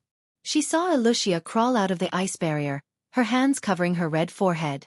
It was obvious that she had no choice but to use the godly skill ice barrier at the last moment. Everyone realized that the scene had abruptly changed from the vast ice dragon's lair to a mysterious palace filled with the aura of death. In the distance, the wails of the undead were heart-wrenching. The white fog that could not be seen clearly bound the evil spirits, skeletons, and zombies, forming a huge wall of the dead. On top of the wall, there were thousands of corpses. Their lower bodies were fused into the wall. Some of them were frantically trying to pull their bodies out, while others were resentfully reaching out their horrifying arms towards the experts of the Alliance. Kalia's eyes widened. Suddenly, she saw a burly male undead wearing the armor of a Stormwind city knight charging out of the fog, raising his 2-handed greatsword high and slashing at her. Even though Kalia had experienced many battles, she only had time to add on one of her holy word, shield skills. The commandment priest being closed in by a warrior was a rather helpless and despairing thing. Apart from taking it head-on, there was no good way to pull away again. No, before pulling away, she first had to take on this undead giant slash. Commandment magic that could be easily blocked by 10 knights at the same time was easily broken. Kalia's heart was seized by terror in an instant. She could only subconsciously raise the staff in her hand, trying in vain to use her weak arms to withstand this terrifying blow. Be careful. At the critical moment, Gavinrad arrived like the wind. The long and broad wind sword dangerously blocked the giant's blade at the last moment. There was no clanging sound of metal colliding. The strong wind and thunder on the wind sword directly bounced off the giant's heavy sword. Vesuvius. Gavinrad frowned. Long before the attack on Naxxramas, every Alliance hero had received intelligence from Xueqi, pointing out the powerhouses who had been killed and then joined the Scourge army while Naxxramas was wreaking havoc all over the continent. However, he didn't expect that the guy who should have been destroyed in the fortress's bombardment would actually reappear in this strange space. On the other side, Jaina had exchanged more than 10 blows with a shadow sorcerer who had long white hair and thick dark circles under his eyes. He looked like a big-shot cultivator who hadn't slept for God knew how many nights. The image of this guy in front of him suddenly overlapped with the other catastrophe leader in the intelligence report. Plague messenger noise? Jaina cried out involuntarily. Theon slashed Ashbringer at a huge beetle-like monster, but unfortunately, the holy light he swung out was swallowed by the monster. That was a heavy blow that could easily turn a large group of undead into ashes. However, the other party did not dodge or evade. He took it head-on with his powerful body. Theon's expression darkened. A nub recon? If those people who should have been killed according to the intelligence report appeared here and shocked the Alliance experts, then the Alliance experts would be shocked. As for the last person, he shocked them to the extreme. Every Alliance expert's eyes widened as they saw a pair of huge dragon wings whizzing out of the white fog in front of them. After dispersing the cold white mist, a terrifying face was revealed. Under the two pairs of huge blue horns was a pair of long and narrow eyes that looked like golden pearls. They shone with an ominous glint. The thick sky-blue scales were covered with horny bone plates that looked like a swarm of bees. Each of the limbs was as thick and powerful as the pillars of a great hall. The claws were so sharp that they could easily tear apart a city wall, and the huge bloody mouth was filled with the aura of frost. Even if they did not recognize the giant beast's appearance, based on the same perception, every single one of the Alliance's powerhouses whispered the same name, Sapphiron. This was impossible. Yes, everyone knew it was impossible. 6 years ago, Archimonde died. When Arthas responded to the call of the Lich King Nizul and rushed to Northrend to save him, he met the blue dragon Sapphiron. At that time, Sapphiron was a capable general under the blue dragon King Malygos, and was quite a powerful blue dragon in the blue dragon race. But when he met the two heroes, Arthas and Anubri Khan, he couldn't stand up to them. After Sapphiron was defeated and killed, Arthas used the power of corruption to revive Sapphiron as a frost dragon. The insufferably arrogant frost dragon Sapphiron became the claws of the Scourge army. Just a moment ago, everyone had seen Sapphiron's skeletal form. How could they see a Sapphiron that seemed to be alive again? Magni, who was in his god's descent state, smashed a fat abomination leader away with his hammer. He immediately yelled, Jaina! Something's wrong. Are these guys illusions? If we get killed, will we really die? Duque wasn't here, so Jaina, who was also a Breaking Dawn wizard, had the highest authority here. As Jaina attacked noise with frost magic, her eyes constantly scanned the surroundings. Her senses were fully activated, and she kept comparing the situation around her with all the information she knew. Suddenly, she remembered a story that Duque had told her many years ago about a warm man in a red shirt. It had nothing to do with illusions. It was a magic spell that used the caster's mental landscape to rewrite reality. The name of this forbidden spell was Inherent Barrier. Once this forbidden spell was activated, it would cause the surrounding space to change into a completely different scenery. The materialization of the mental landscape meant that the inherent barrier would replace oneself and the world without changing one's realm. At this time, the size of oneself and the world would be swapped, and the world would be completely locked in a small container.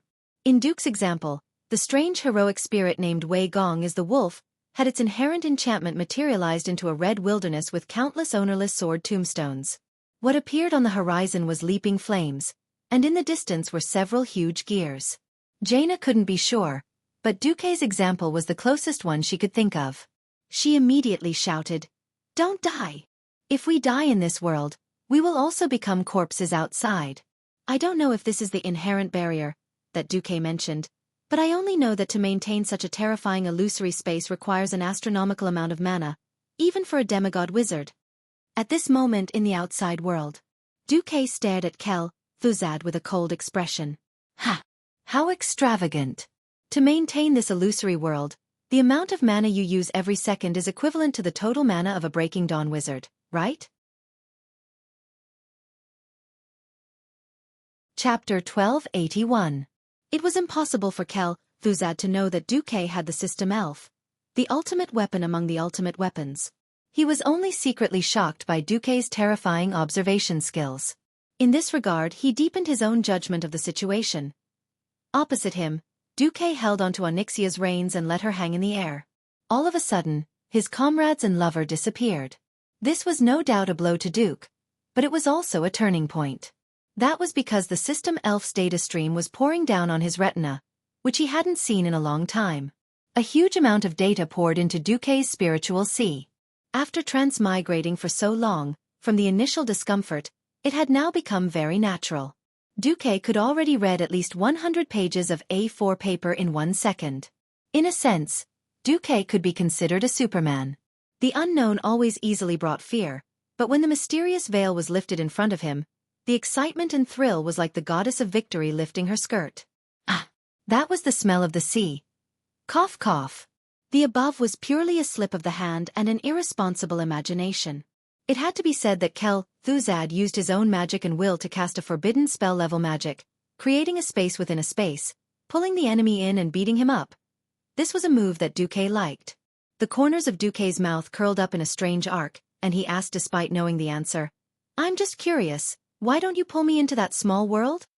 Xueqi was extremely cunning. "When you become a great lich loyal to my lord, I'll tell you." An incomparably dazzling magic array that emitted a mysterious white radiance suddenly appeared below Duke and Onyxia.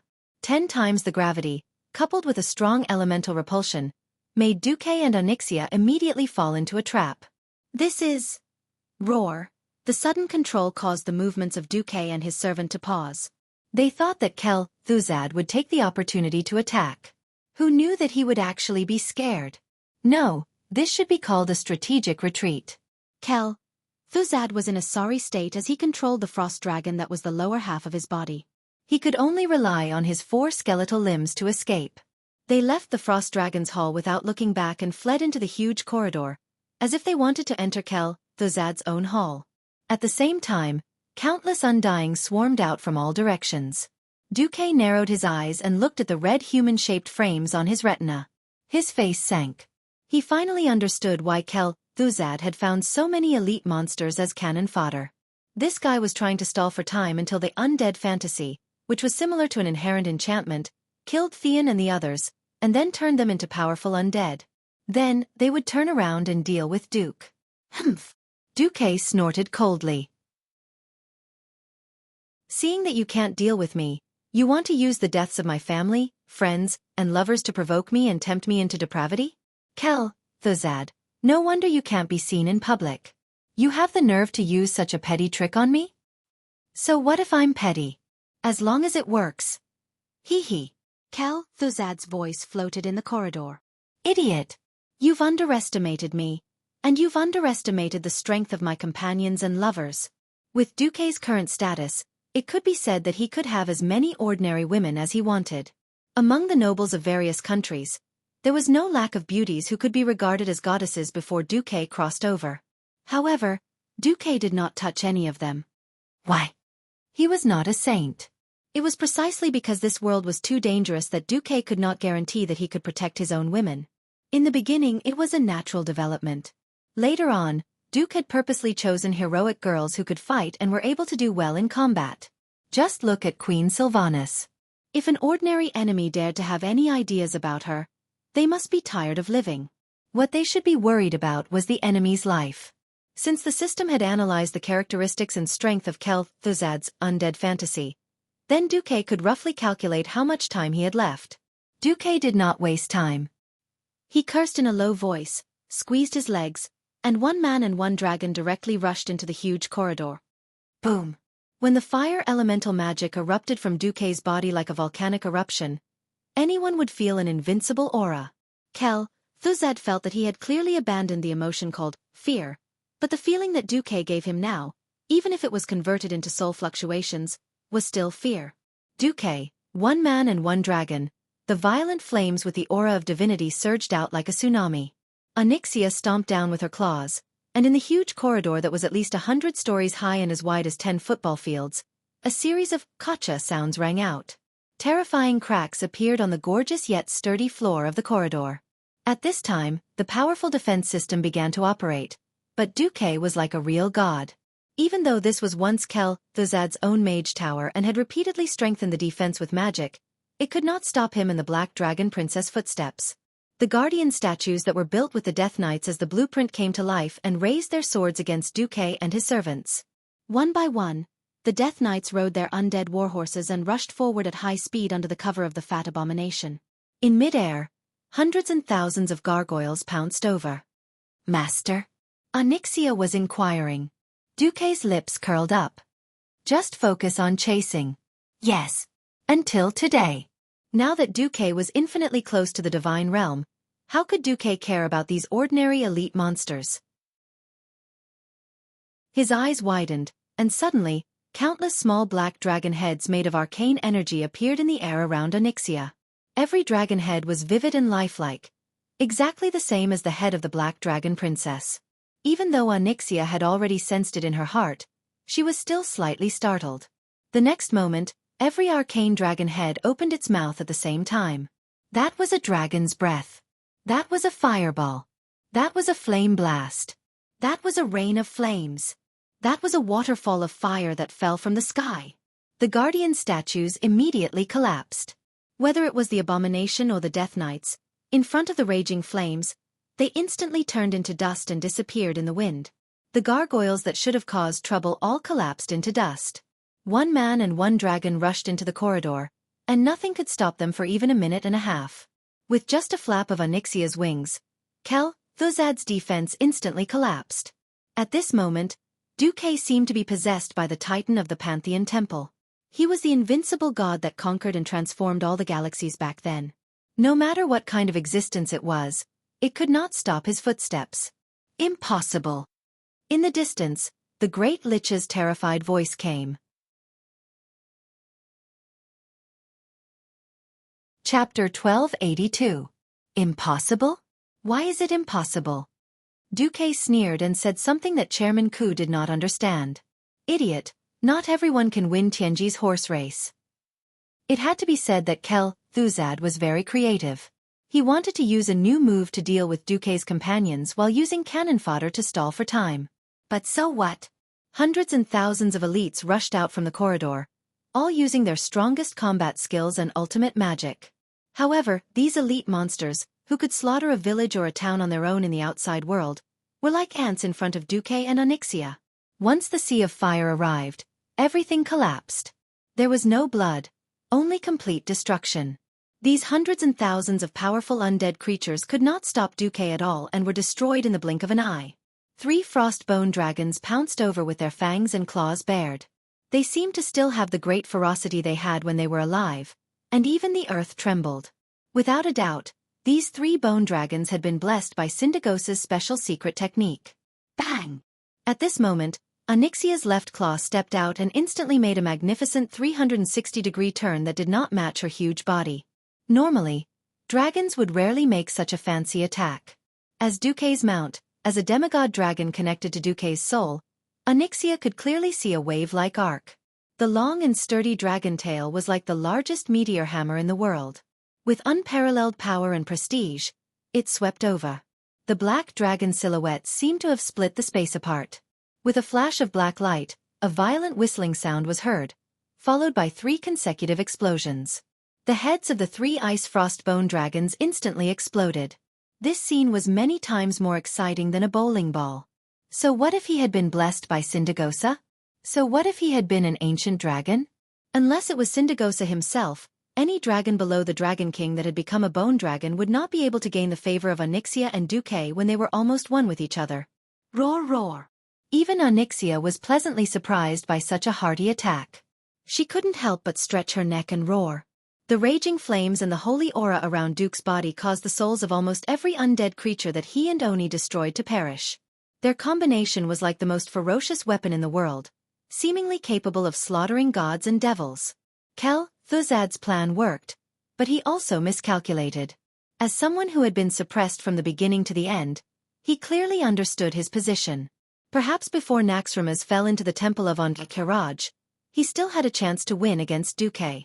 After their own side was forcefully weakened by Duque, whether it was the loss of a leader or the loss of magic reserves, Naxxramas' combat power had fallen to a dangerous level. When Duque stole control of the fortress and trapped him and Saffron, he knew that it was only a matter of time before the leaders of the last 3 zones were destroyed. This was a last-ditch struggle, but it was also a last-ditch effort. Thuzad had no choice but to take the risk and play a game of high-level horses against low-level horses.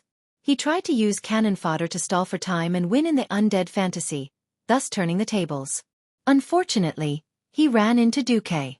In a few moments, the system genie scanned that the magic supporting the defense system was not Thuzad's magic. If one had to say something, it was that Thuzad used the souls stored in Naxxramas as fuel to supply the undead army to besiege Xueqi. Xueqi seemed to be using his own magic to crazily output, but in fact, most of the fireballs were hitting the magic nodes of the defense system in the corridor. When Thuzad poured all his magic into the undead fantasy, there was the unstoppable scene of Xueqi and his dragon. Not long after, Xueqi had already killed his way to the hall where Thuzad was. On the north side of the hall, the half-crippled sapphire curled up its body and surrounded Thuzad, making a defensive posture. Thuzad seemed to be unable to suppress his anger. He raised a blood-red scroll high up. Bastard! Bastard! You forced me! You forced me, Duke Marcus. I've changed my mind. I'll make you pay the most terrible price. Eternally. This was a dragon skin contract filled with darkness and coldness. Even 100 meters away, one could clearly feel the cold aura overflowing from it, and one could faintly hear the cries of thousands of wronged souls. The system genie's analysis made Xueqi's heart skip a beat. After scanning, the contract has the blood of Great Chieftain Nazul. Great Chieftain Nazul? Wasn't that after the end of World War II at the Dark Portal? Before that big explosion, Nazul was still a dignified Great Chieftain, a living person with flesh and blood. Xueqi only knew that according to the original history, Nazul was captured by killed Jaden and tortured to his heart's content. Not only did he lose his life, but even his soul was compressed and packed into an ice skeleton. He did not expect that there was a soul contract forged with the blood of his true beast. Under the system scan, Xueqi could clearly see that this contract, which was written in the Eridar language, only had half of it left. However, this was not a problem for Xueqi, who was proficient in the Eridar language. In less than 1/100th of a second, a complete contract appeared on Xueqi's retina. Yes, this was the soul contract that killed Jaden forced Nazul to sign. It was branded with the Great Chieftain's true beast oath. Nazul swore eternal loyalty to the Burning Legion, and the words were branded on it.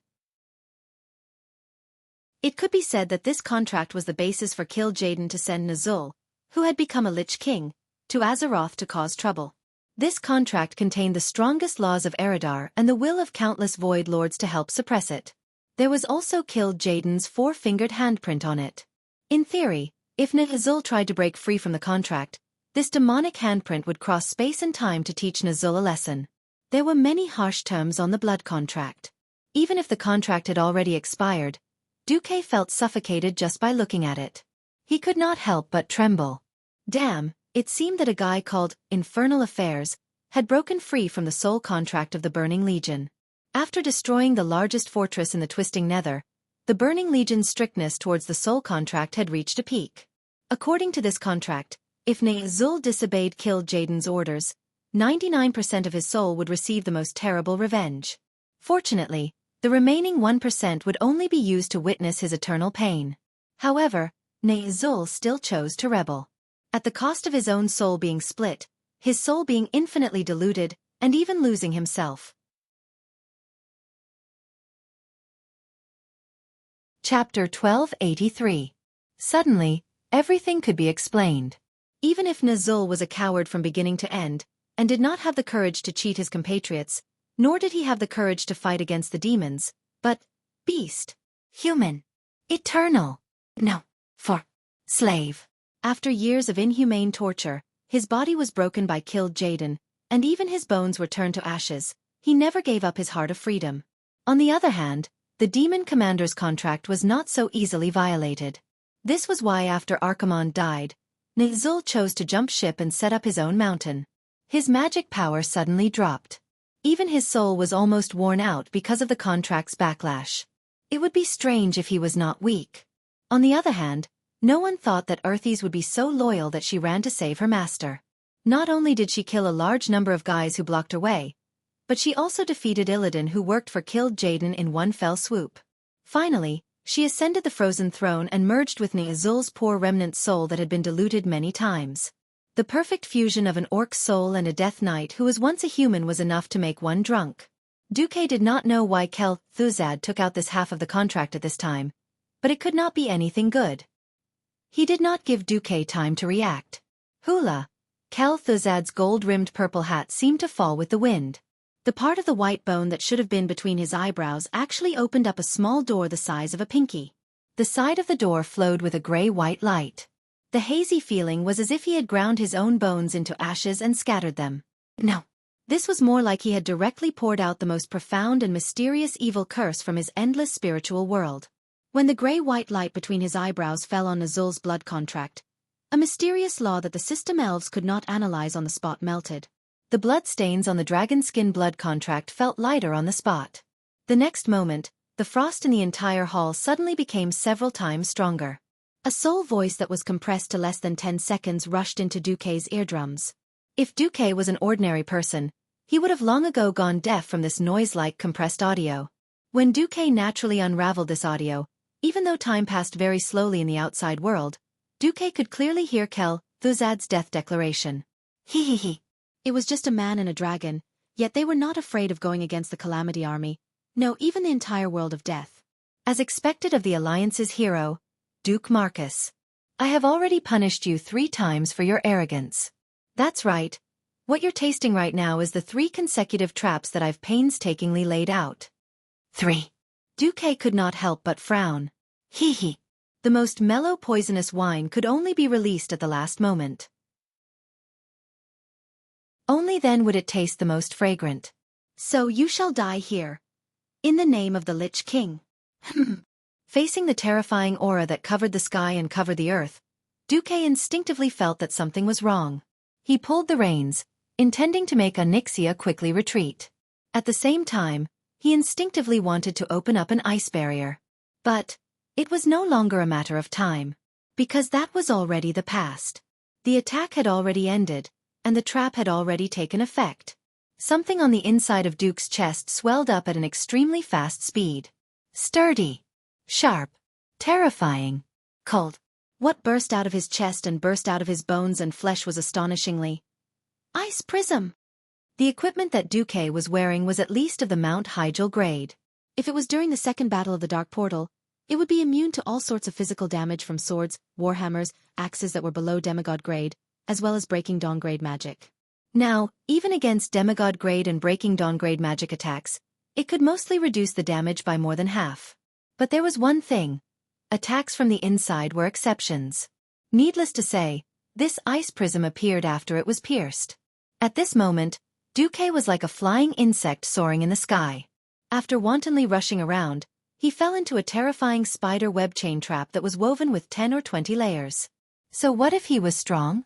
No matter how much he struggled, he was just bait for the Black Widow poison spiders. Duque? Onyxia let out a cry of surprise. She felt a palpitating fluctuation in her soul. She could not care about the other undying that were rushing over. She suddenly bent her long dragon neck back and saw Duque's chest exploding. Duque's body was stiff. His neck was like a rusty machine as he moved with difficulty. He touched his chest in disbelief.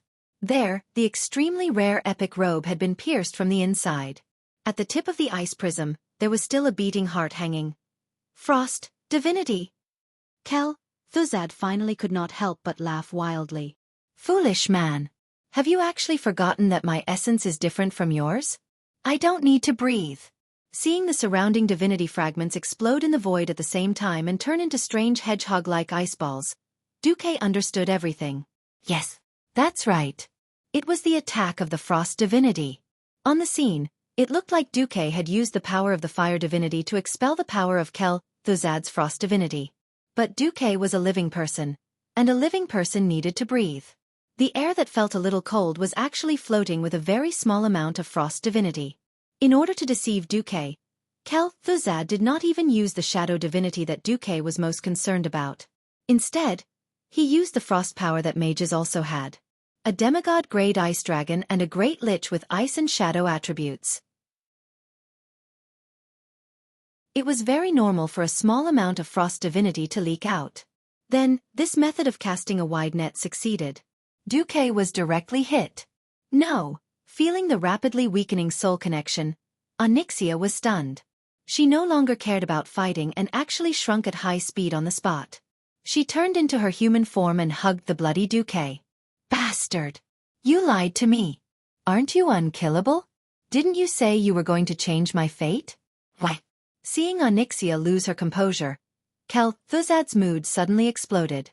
His body slowly rose from saffron, and milky white foam appeared where his lower body was connected to the frost dragon.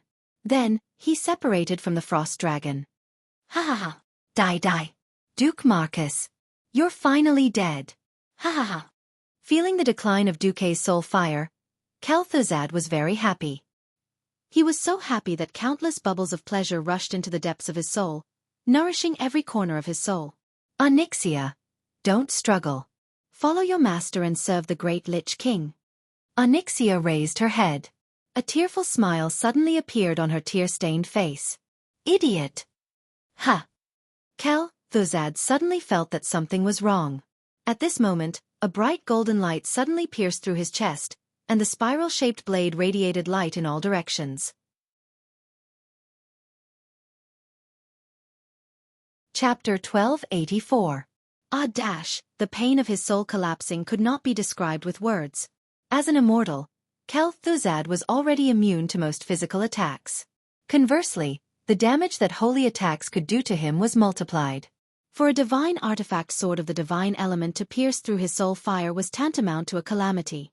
The excruciating pain in his soul caused his entire skeletal body to twitch violently as he arched his back.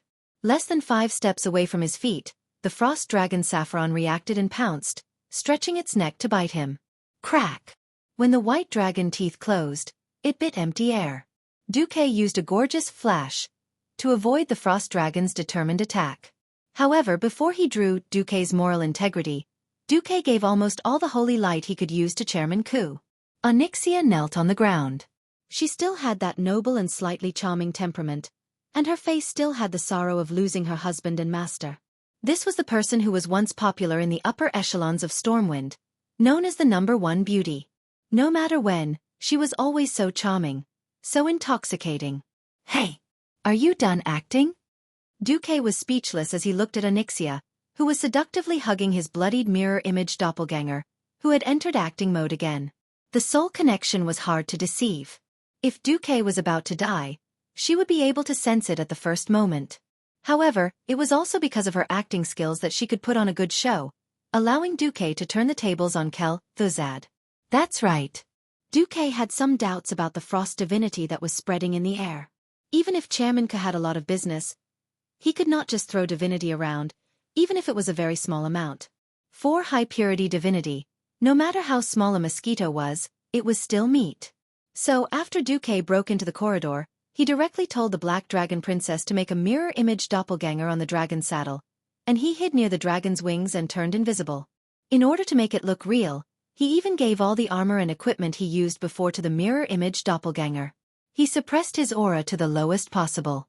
Sure enough, it was as expected.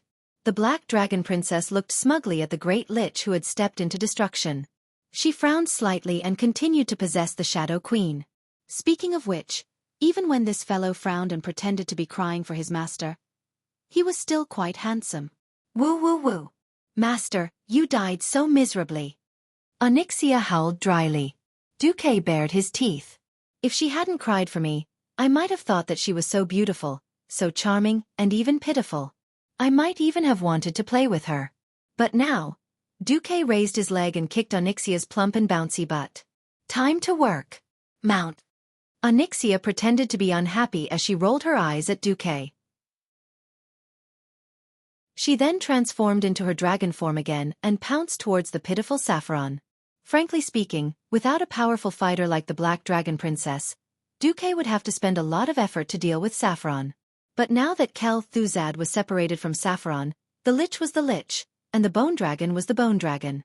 Only 3 Saffron could pose a threat to the Black Dragon Princess. Xueqi didn't care about the loud battle next to him. In fact, it was a fully armed adult beating up a small child. He stood with his hands behind his back. Under the support of the rising flame base, he floated in front of the great Lich. Even though he was in extreme pain, Kel'Thuzad still used the coldest tone and said sternly, "Duque, don't think that you've won. His Majesty the Lich King will avenge me. He won't torture your soul for billions of years, and he won't let me hear your mournful cries of repentance. The Scourge army will not give up." Wait. Duque's thoughts moved. Kel'Thuzad immediately screamed. The golden light that gushed out of his chest became stronger. The golden light of the small sun was like a pillar that pierced through his back, and then squeezed out of his chest. What was even more terrifying was that this holy light seemed to have a life of its own. It gently melted Kel'Thuzad's ribs, as if it wanted to completely wear down the rotten white bones of his chest until it turned into powder. "No!" The great Lich screamed again. The cold soul fire in his body that seemed to always be maintained at absolute zero, finally seemed to have heat that it shouldn't have. It was clearly a flame that was always flickering, but when an even more intense golden light gushed out, golden runes filled with holy aura seemed to grow in the middle of his soul. These runes formed a magic circle that had never been seen before. No, it was not a magic circle. This was a brand new holy law that Kel'Thuzad had never seen before. This law obviously carried a mark that did not belong to this world. When this mark appeared, it seemed to be forcibly pulling Kel'Thuzad's soul out of this mortal world. It forcibly cut off his connection with all mortal things in Azeroth, and prohibited him from extracting all the power in the world. Sadness, fear, hatred. All the negative energy was isolated by this golden mark. Impossible! This is no longer the power of mortals. Kel'Thuzad screamed and tried to put his two skeletal palms with only 4 fingers on Duque's shoulder. He had the deepest question. Why? This complicated power that involved the origin of the world, even if it was taken apart and mortals studied it for 1,000,000 years, they might not be able to see through it. Why could Duque do it? Facing Kel'Thuzad's confusion, Duque said calmly, "It's not that I'm too strong, it's just that in the field of elements you're too weak. Earth, water, fire, wind, these 4 elements. When you master the mechanism of these 4 basic elements in this world, you can also be like me, isolating opponents with insufficient strength and preventing them from coming into contact with this world. What a pity! You have the frost divinity that N'Zul left for you, but you don't know how to use it. Moreover, have you forgotten that this is a fortress left behind by the creation titans of the Pantheon? The titans were godlike existences. How could the things they left behind be used by a small Breaking Dawn mage who played with necromancy magic? Apart from Sargeras, who was also a titan, other races and civilizations did not even have the ability to completely master the defense system, let alone modify the program. The law that Duque had just used was the purification law hidden in the fortress. It could amplify the power of the holy system tenfold. Duque just happened to be at the right time, so he used it directly. He didn't have the divinity of the holy system, so he couldn't use Naxxramas.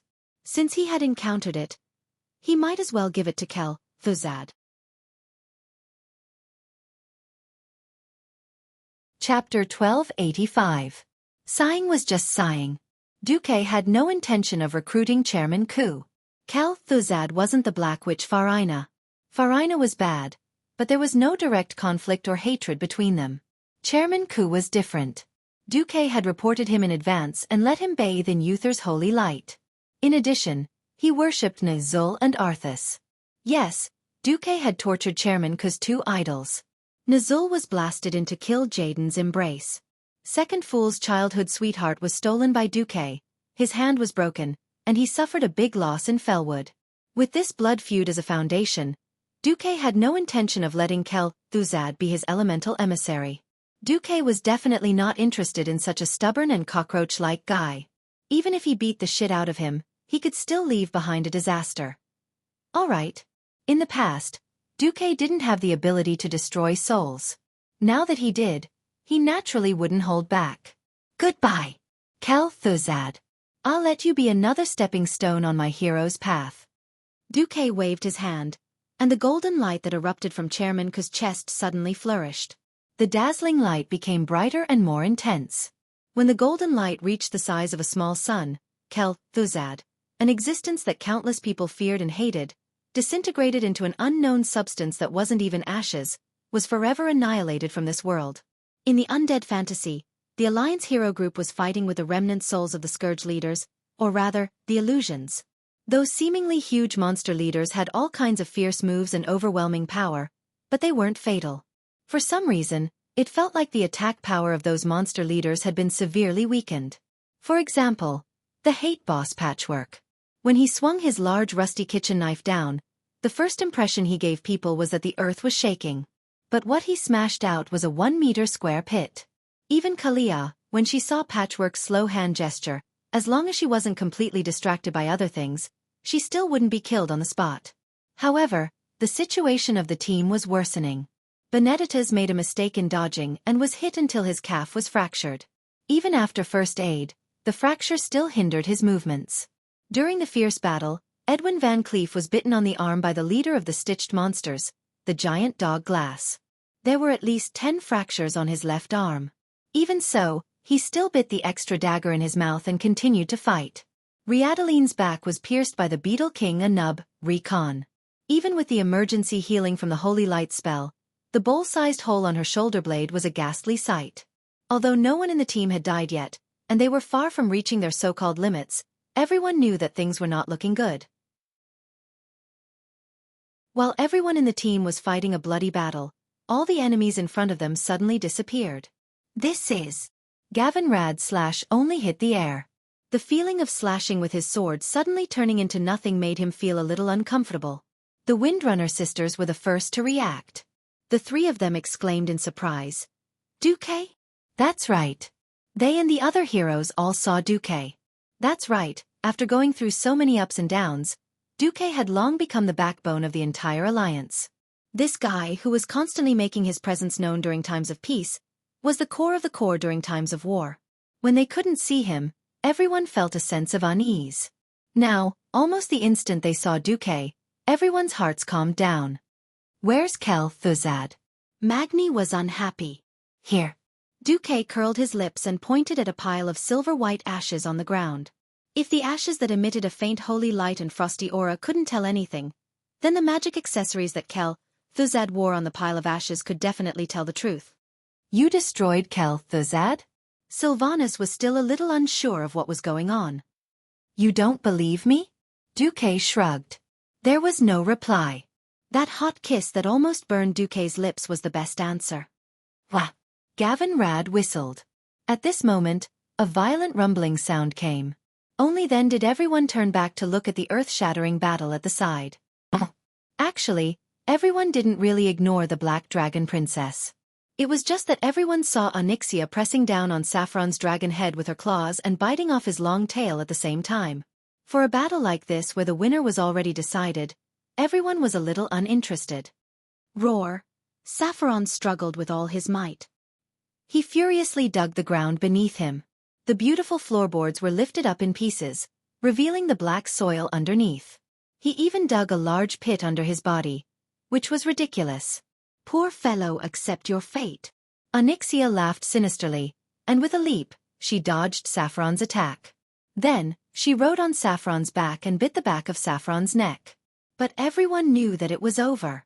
At this moment, Duque flashed and appeared not far from Saffron. Onyxia had almost completely bitten off Saffron's cervical vertebrae, leaving only a little bit of connection. She let go and used her 2 front claws to press down on Saffron's skull and back. She yelled angrily, "Behave!" Originally, Saffron was still struggling with all his might. Suddenly, he stopped. Because something that looked like a compass was emitting an aura that made his entire body stiffen. It clearly said, "I'm busy" in dragon language. But that did not stop Duque from changing the concept and using it as a flag. Clear dragon language flowed out of Duque's mouth. Lost dragon soul. Wake up! I summon you in the name of Red Dragon Queen Alexstrasza of the Sleeping Dragon Temple. The simple compass had a typical dragon rule. Even though it was activated by Duque's somewhat unreliable fire divinity, the effect was not bad. It seemed that such a rule could devour all of Saffron's negative emotions and guide him to find his reason. Suddenly, an icy blue power began to flow between Saffron's gray bones. A dragon-shaped illusion appeared and wrapped around the dragon bones. With the dragon bones as the core, semi-illusory blue dragon skin began to cover the entire dragon skeleton. This is Saffron's soul? Kalia muttered to herself. Phew! Saffron surprisingly did not show any intention to attack. Duque waved his hand. Onyxia backed off a little, but she still stared at Saffron. Saffron, are you awake?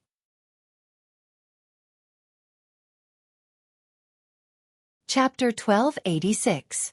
Whoosh, whoosh. Alexstrasza's will, which had lost its controller and was lured here by Xueqi, suppressed its stubbornness, anger, and resentment. Saffron finally woke up from his confused state. What did I do? It was indraconic. You were killed by Arthas, and then your soul and body were enslaved, Xueqi said as he used his mental power to remove the fog in Saffron's soul. There were some things that, once imprinted in the deepest part of one's soul, could not be completely erased from one's soul unless one completely destroyed it. Saffron suddenly roared. I remember now, that wretched Arthas. Bastard. %our $at. The dragon's roar sounded like slang, but also like a meaningless syllable that vented anger. Anyway, the system elf translated it for Xueqi as a bunch of garbled code. In order to control this frost dragon, Arthas had suppressed Saffron's memories and sealed most of his soul and memories. Now that Kel-Thuzad was no longer there, Saffron, who had returned to his original nature, naturally lost his temper. Xueqi and the others were not annoyed, and just watched Saffron throw a tantrum. Finally, Saffron was done. Even with his once noble status, he had to lower his noble head at this moment, especially when Xueqi was still holding Alexstrasza's compass. He subconsciously believed that Xueqi represented the Dragon Sleep Temple. How is the Dragon Sleep Temple going to deal with me? Of course, Xueqi could not answer. Do you think you can return to the Dragonbone Wasteland? Every dragon that was about to die, or even after it died, its soul longed to return to the Dragonbone Wasteland to sleep forever. This was many times stronger than the genetic code that was imprinted in the deepest part of the gene. It was an instinct that could not be defied from the deepest part of the soul. But Saffron knew that he had lost that right forever. A fallen soul did not have the right to return to the Dragonbone Wasteland with his companions and ancestors. Of course, there was another way, which was to be nailed to the door of the Dragon Sleep Temple as a sinful traitor like Nesario. That was not what Saffron wanted. Now, he was a completely ownerless lonely soul. I. After saying the word I 3 times, Saffron still couldn't continue.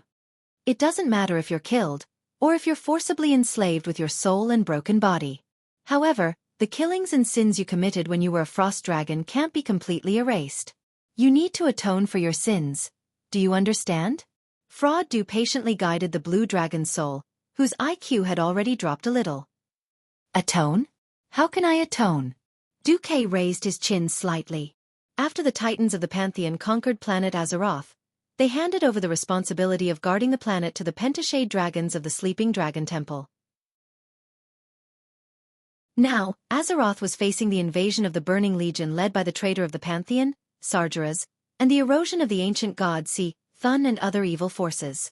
All you have to do is carry out your duty as a guardian in a just war. You are the atonement. Xueqi's words made sense, and Saffron was speechless.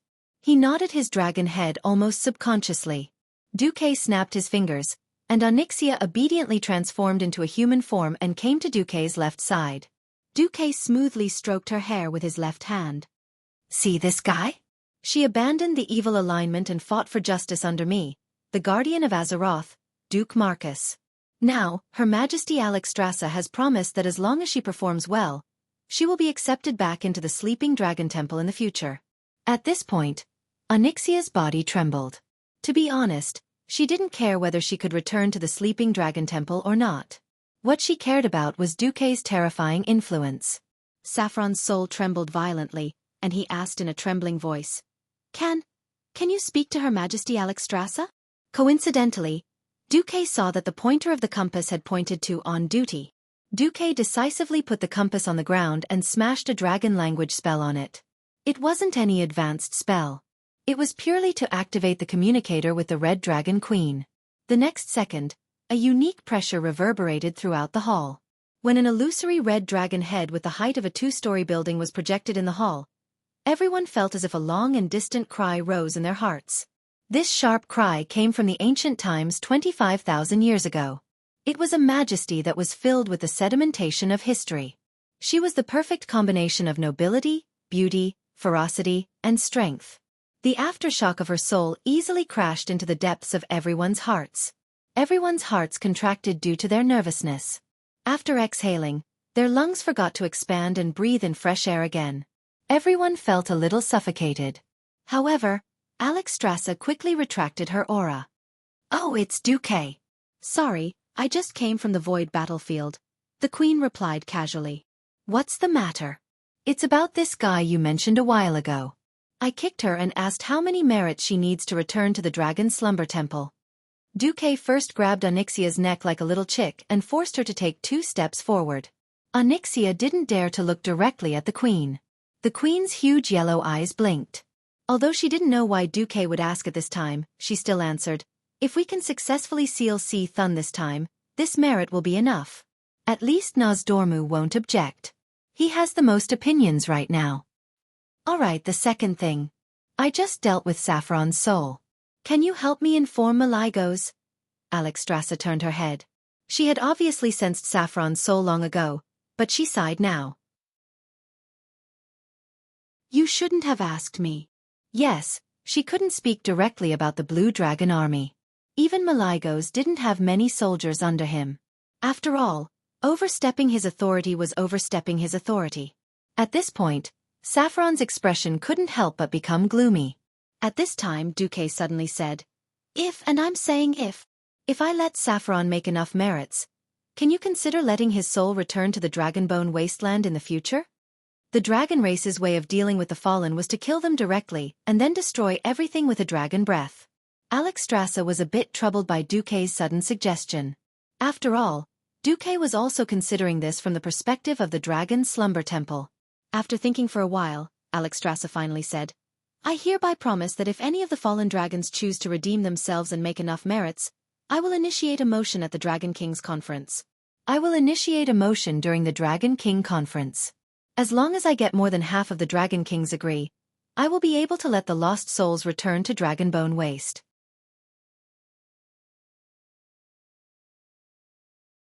Chapter 1287. The weight of this sentence was definitely as heavy as a mountain. It could be said to be the most important thing in her words. Xueqi was pleasantly surprised by the Red Dragon Queen's decision, but he was not surprised. This was the inevitable choice of history. It was a time of war, and war was bound to be accompanied by sacrifices. Dragons were indeed at the top of the food chain on planet Azeroth. However, their tragic fertility and long growth time meant that the dragon army would only get weaker and weaker in such a fierce war. As long as demons did not die in the Twisted Nether, their souls could theoretically run back and be resurrected indefinitely. Under such circumstances, finding ways to replenish their troops became the biggest issue that the Dragon Sleep Temple could not avoid. After killing Nesario, the 4-colored dragons had vented their hatred. However, under the situation of the Burning Legion's continuous attacks, the weakening of the protective circle due to the absence of the Earth Guardian, and the increase in casualties was also there. Otherwise, there wouldn't have been the decision to recruit Onyxia into the Dragon's Slumber Shrine, and the fact that a fallen soul was allowed to return after redeeming itself. If it was the Dragon Sleep Temple of the past, they would not have even thought about it. Rules were dead, and dragons were alive. Alexstrasza wasn't stupid enough to challenge the rules with her limited lifespan. Just like the Alliance later in history, Death Knights, Demon Hunters, and so on openly joined the Alliance camp. Now that the Red Dragon Queen had given an opening, if Xueqi still did not know how to behave, then he would have lived in vain. Since the Queen had given Xueqi a free hand, who would take advantage of it? Of course it would be Xueqi. Yeah. Old dragon, you have a redemption scroll that is about to expire. May I ask if you want to use it? If you want to use it, please sign this indenture. Everyone could see that Xueqi was up to no good. However, no one could be jealous. Firstly, those who could sneak into the Alliance's hero squad were either kings or true heroes. Secondly, Xueqi's experience, status, and methods were not something they could imitate. Want to take a dragon as a follower? Sure. You could save the Red Dragon Queen first, or kill the Black Dragon King's entire family. Kill the males and take the females as mounts. If it was just a little bit off, perhaps some people would be envious and jealous. But if the difference was too great, then they could only worship him. At this time, Xueqi slowly walked towards the ashes left behind by Thozad's death. He reached in and fished out one of the biggest spoils of war. Yes, it was the contract scroll left behind by Nazul. The scroll had the inheritance of the Lich King's frost divinity. "Oh, it's Alex Strassa. Can you do me a favor?" Duque waved the scroll. On the huge red dragon's face, everyone could see the queen's eyes roll. F***CK, other than Duque, there was no one else who could take advantage of the red dragon queen. However, since Duque had helped her redeem the soul of an important blue dragon, and Angela still needed to rely on Duque's intelligence for the rest of her plan, the queen decided to help him. A portal with a diameter of at least 10 meters appeared in the void. The next moment, a red dragon claw that could easily grab a steam tank reached out. The black dragon claw with a perfect arc reached forward and tapped lightly. A drop of exuberant green life aura entered the scroll just like that. Done. Then, the dragon claw retracted and disappeared without a trace. Others might think that Lich King Nezul's power was pure shadow element death energy, but that was not the case. He, who had long wanted to rebel, had intentionally or unintentionally used the frost element that was completely different from the Burning Legion's warlocks as his main power. But when it came to purifying this kind of old demon, it was better for Duque to borrow the hands of others. After all, holy power, moral integrity, and so on, Duque did not even have enough for himself. After purifying the shadow element, all that was left was the pure frost divinity. After casually saying a few words, the queen turned off the projection. Duque did not start absorbing the frost divinity on the spot, because that would be asking for death. Since ancient times, there had been all kinds of mages who crossed paths. There was the arcane ice element and the frost element, then the arcane fire element, the pure arcane element, and so on. But there were no idiots who played with fire and ice. It was not that it was absolutely impossible, but the problem was very big. The essence of ice and fire was in conflict. Whether it was the element itself or the various metamagic abilities, they were all opposites that fought to the death. Secondly, without the arcane circuit as a foundation, the endurance would be very poor. One could be a 3-element great mage of fire, arcane, and frost. Note that there was a prerequisite, and that was to have a sufficiently powerful arcane magic circuit as a buffer. Therefore, before mastering the arcane divinity, Duque did not dare to directly absorb the frost divinity. One had to know that the flame divinity in his body was produced by Ragnaros and was extremely violent. If he rashly absorbed the frost divinity of the Lich King, he might explode on the spot. In addition, why was it said to be one of the biggest spoils of war? Because there was another highlight. Duke took out the Atish, legendary guardian staff, from his storage space. Although it was already emitting a strong magical wave, it was still not systematic and always stirred up turbulence of magical power. Duke's heart was beyond excited. That's right. He had already sensed that the body of the staff was made of 40 fragments, plus the head of the staff itself. The last remaining part of this artifact staff, the staff's tail, was just 10 meters in front of him. There, at a glance, was an empty wall. Only the connection between the artifact parts told Duque that it was where Kel Thuzad's treasure was located. Open! Duque waved the drumstick-shaped staff, and 3 translucent black crows appeared from the top of the staff. They flapped their wings through the phantom fog and circled above the treasure chest. A second later, the illusion collapsed, and every expert from the Alliance couldn't help but let out a sigh.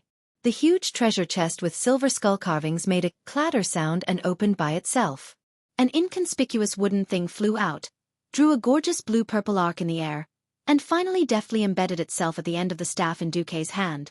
In the next instant, the artifact staff that Duque held high bloomed with a brilliant glow. Powerful arcane magic fluctuations surged out like raging waves. Even though it did not cause any damage to people, they still felt as if they were standing on a beach, being tossed up and down by a huge wave several meters high. They could not stand steadily at all. Wow! Gavin Rad's mouth opened wide enough to fit an apple.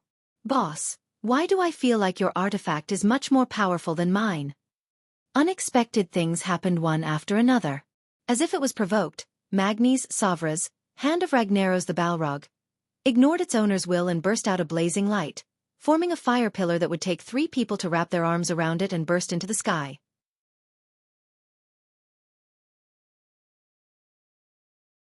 Chapter 1288. This pillar of fire didn't cause any damage. It was simply a demonstration of its unwillingness to be left out. Seeing that Magni, who had his mouth wide open, didn't even use God's descent, he knew. Without further ado, Theon's Ashbringer and Gavinrad's wind sword burst out with dazzling light at the same time. A blazing pillar of fire, a holy golden pillar of light, and a pillar of wind and lightning surrounded by lightning. In their own way, these three divine artifacts made a threatening declaration to the divine artifact staff in Xueqi's hand. The humming mixed with the light made everyone gasp in amazement. Soon, the winner of this divine artifact competition was decided. The radiance of Yatish in Duke's hand grew brighter and brighter. The purplish-blue light became the only theme in this space. Even the frost around the hall was dyed red. At this moment, something happened that left Xueqi speechless. 3 black, translucent crows appeared again, making unpleasant caw, caw, caw. To put it nicely, it was a clear sound, but to put it bluntly, it was a pain in the ass. This reminded Du Mohan of the cartoons he had watched in his childhood. Whenever the time came to complain, there would be a black crow flying elegantly in the sky. As it flew, it would shout, "Idiot! Idiot! Idiot!" Yes. The drumstick was just that F*** head up. It just so happened that this strange scene made a new development in the situation. With the crow's cry, Theon's Ashbringer was fine, but the other 2 divine artifacts suddenly withered. Was it because their souls had suffered 100,000 damage, and they couldn't even lift their heads, or was it something else? Well, to be honest, it really was spiritual damage. The powerful system ELF intercepted a telepathic transmission that was similar to a video transmission from Atish. As for what it was exactly, it couldn't be completely analyzed. However, there were 2 scenes that were certain. One was Xueqi leading a team to kill Ragnaros, and the other was Xueqi defeating the Wind Prince. This was clearly the drumstick's announcement. Your former masters were all defeated by my master, and your masters are all my master's subordinates. All right. Xueqi was dumbfounded. He almost wanted to spread out the legendary brush and ink on the spot and write a word of admiration for Atish. Damn it, even though you're a godly staff at your level, you still know how to use data to slap people in the face. There's no one else like you. Seeing that the fire demon hammer and wind sword had admitted defeat, Atish let out an even more melodious crow caw. Quack, quack, quack. It was cheerful and hurried, looking for a beating. How arrogant. Xueqi swore that if this thing wasn't his divine artifact rod, he would definitely find a chance to dismantle it into parts. What was it again? Whoever likes it can take it. Teacher Xueqi. Can I touch it? On the other side, Jaina had already run over. She clasped her hands tightly, and her eyes were already the standard starry eyes of a star chaser. She was acting coquettishly and cute at the same time. If it was someone else's artifact, she would be too embarrassed to touch it and study it. But as for Xueqi, as Xueqi's disciple and partner, he had special rights no matter what. No problem. Xueqi very straightforwardly handed over the drumstick. Of course, just in case, he didn't let go.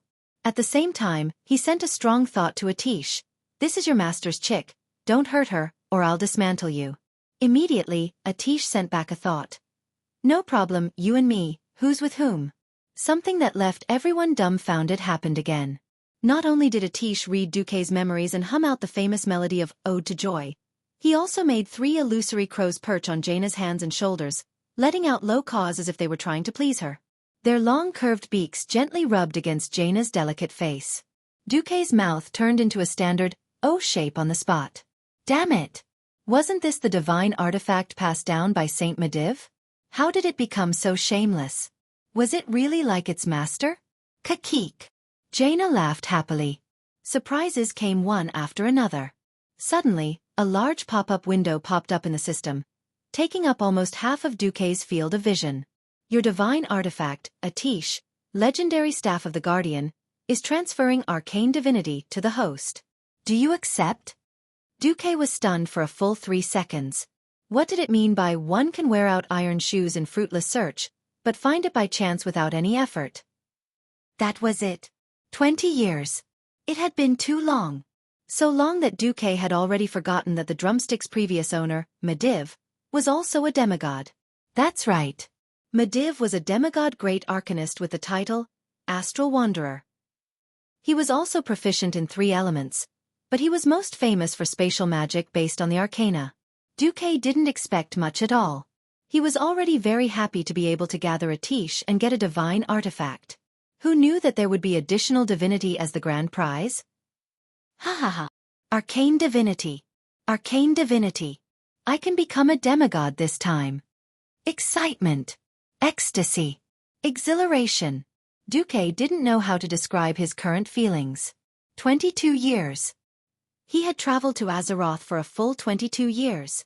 From a worthless young man who had almost nothing to his name, who could be humiliated by any random noble, to the #1 person in the Alliance today, a super expert who was about to break through to the demigod level. Xueqi had gone through a lot of hardships.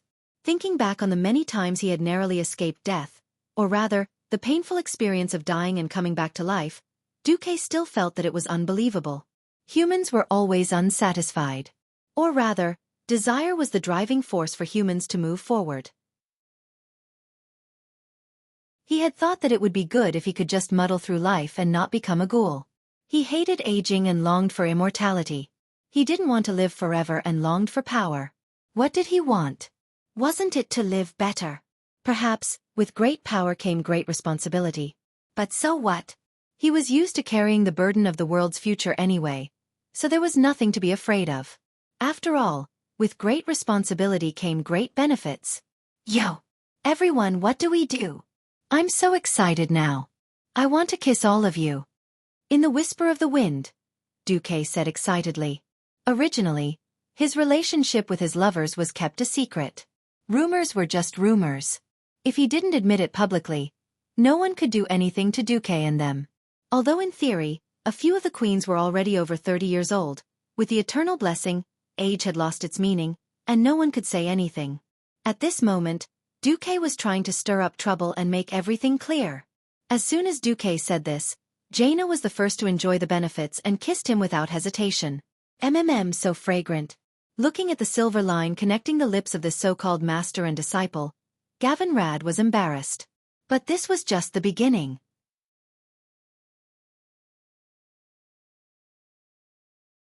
Chapter 1289. Aurelia moved quickly. She was the second to pounce on Jaina the moment she finished kissing Xueqi. Her slender and muscular arms wrapped around Xueqi, and this time, it was a longer French kiss. The third was Sasha. She said in Xueqi's ear without hesitation, "Congratulations in advance." If the first 3 candidates weren't surprising to others, then the last 3 would be shocking to the public. Elucia Barav, the Queen of Alterac, and Kalia Menethil, the Queen of Lordaeron, were a little shy. They held hands and gave Duke a light kiss, one after the other. Even Sylvanas, the Queen of Sin Dorii, made an apologetic expression at Riadaline before lining up to kiss her like a moth to a flame.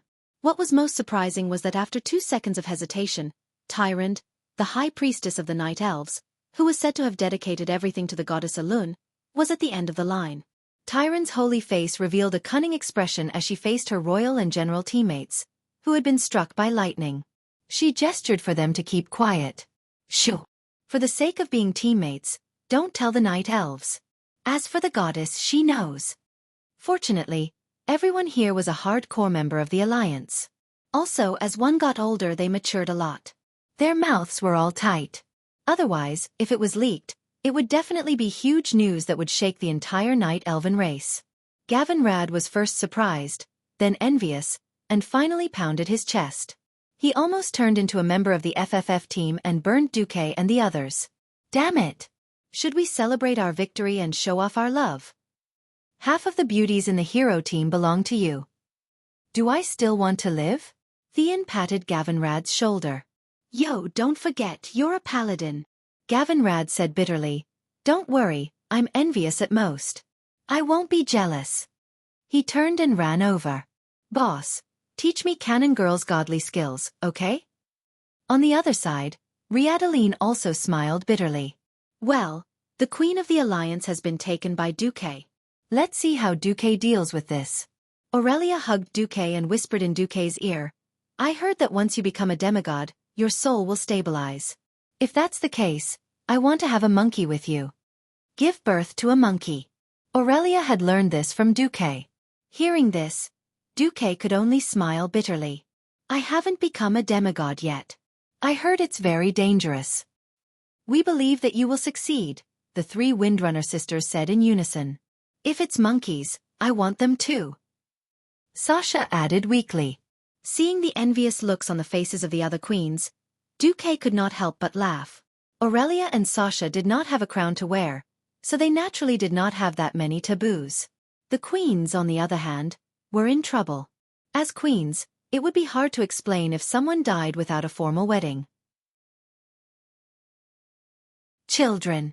I'll talk to Elune and see if we can create a child of the gods, Tyron said as if she was talking to herself, but it was no different from pointing out a slightly exaggerated path for them. The secular world did not allow polygamy and multiple queens. If a demigod was not enough, what about a true god? Any being who entered the divine realm would definitely have a transcendent status. Actually, Xueqi only needed to enter the divine realm and become a demigod, and that would be enough. Whoosh! We'll talk about that later. Let me see my divine staff. Xueqi held a tish in his left hand, and a series of data appeared in his vision. System detection frowny face a tish, legendary staff of the guardian, level 6 divine staff, limit, level 9 staff for the Azeroth guardian. Its previous owners were Aegwynn and Medivh. Aegwynn once killed Sargeras in a duel. Although it was part of an act, Aegwynn did cause considerable damage to Sargeras' soul and body, causing Sargeras' incubation period to be longer than expected. In addition, in the Battle of Karazhan, Medivh used its power to destroy the staff and sent Sargeras into the bottomless abyss. Atish. Soulbound to Duke Marcus. 130 to 244 damage speed 2. 90. Damage per second 64. 4. Plus 31 endurance plus 32 intelligence plus 24 spirit durability 145 up to this point. Atish's data was still the same as in Xueqi's memory. But from there on, things took a turn. Atish, legendary staff of the Guardian, Guardian special effect 1, space lock. Any existence that enters the world of Azeroth will have nowhere to hide in front of you. You can ignore space barriers, increase the chance of your spells hitting the enemy by 100%, and increase the damage and healing effect by 2,000 points. Guardian special effect 2 Arcane Dominator. All friendly members within a radius of 300 yards have a 20% chance of dealing a fatal blow with damaging spells, increase the range by 200 yards, and increase the damage and healing effect by 100 points. Guardian special effect 3 Astral Wanderer. Within the range of the planet Azeroth, you can open intercontinental teleportation doors with 1/10 of the normal magic power required. The number of teleportation doors, their carrying capacity, and the magic power required to maintain them depend on your understanding of space coordinates. Outside of Azeroth, you can complete more than teleportation with 1/5 of your magic power. For any form of space barrier, your chance of cracking it increases by 20%. Guardian special effect 4? After reading it in one breath, Xueqi was overjoyed. If it was the Atish in the game, it could only be regarded as the glory of the Molten Core in this level 60 era. Although it was rare, even looking at the entire national server, there were only 1167 players who had it, but after all, it was not the only one in the world. After coming to the real world, he now had the blessing of the Guardian Halo. Only then did this divine artifact magic staff show its true potential. Ignoring the weak ordinary attribute bonuses, just the known special effects exclusive to the 3 Guardians were extremely awesome. Xueqi suddenly understood a little why the basic attribute bonuses of this artifact were so low. If the bonuses of endurance and intelligence were also super high, then this artifact would not be grade 6 but grade 9. Xueqi had no clue how to upgrade this artifact staff. Xueqi planned to find Medivh or his mother Aegwynn when he had time. Surprises came one after another. At first, Xueqi's moral integrity only provided additional fire attribute bonuses because the magic power supply was not perfect. Now it was completely different. The system prompted him to inject more divinity into the spiral sword. However, it is strongly recommended that the host carry out the injection of elemental divinity after advancing to the demigod level.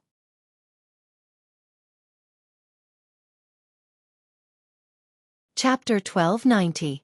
After all, the previous system notification said, if you can absorb more elemental divinity, the power of the divine sword will be greatly increased.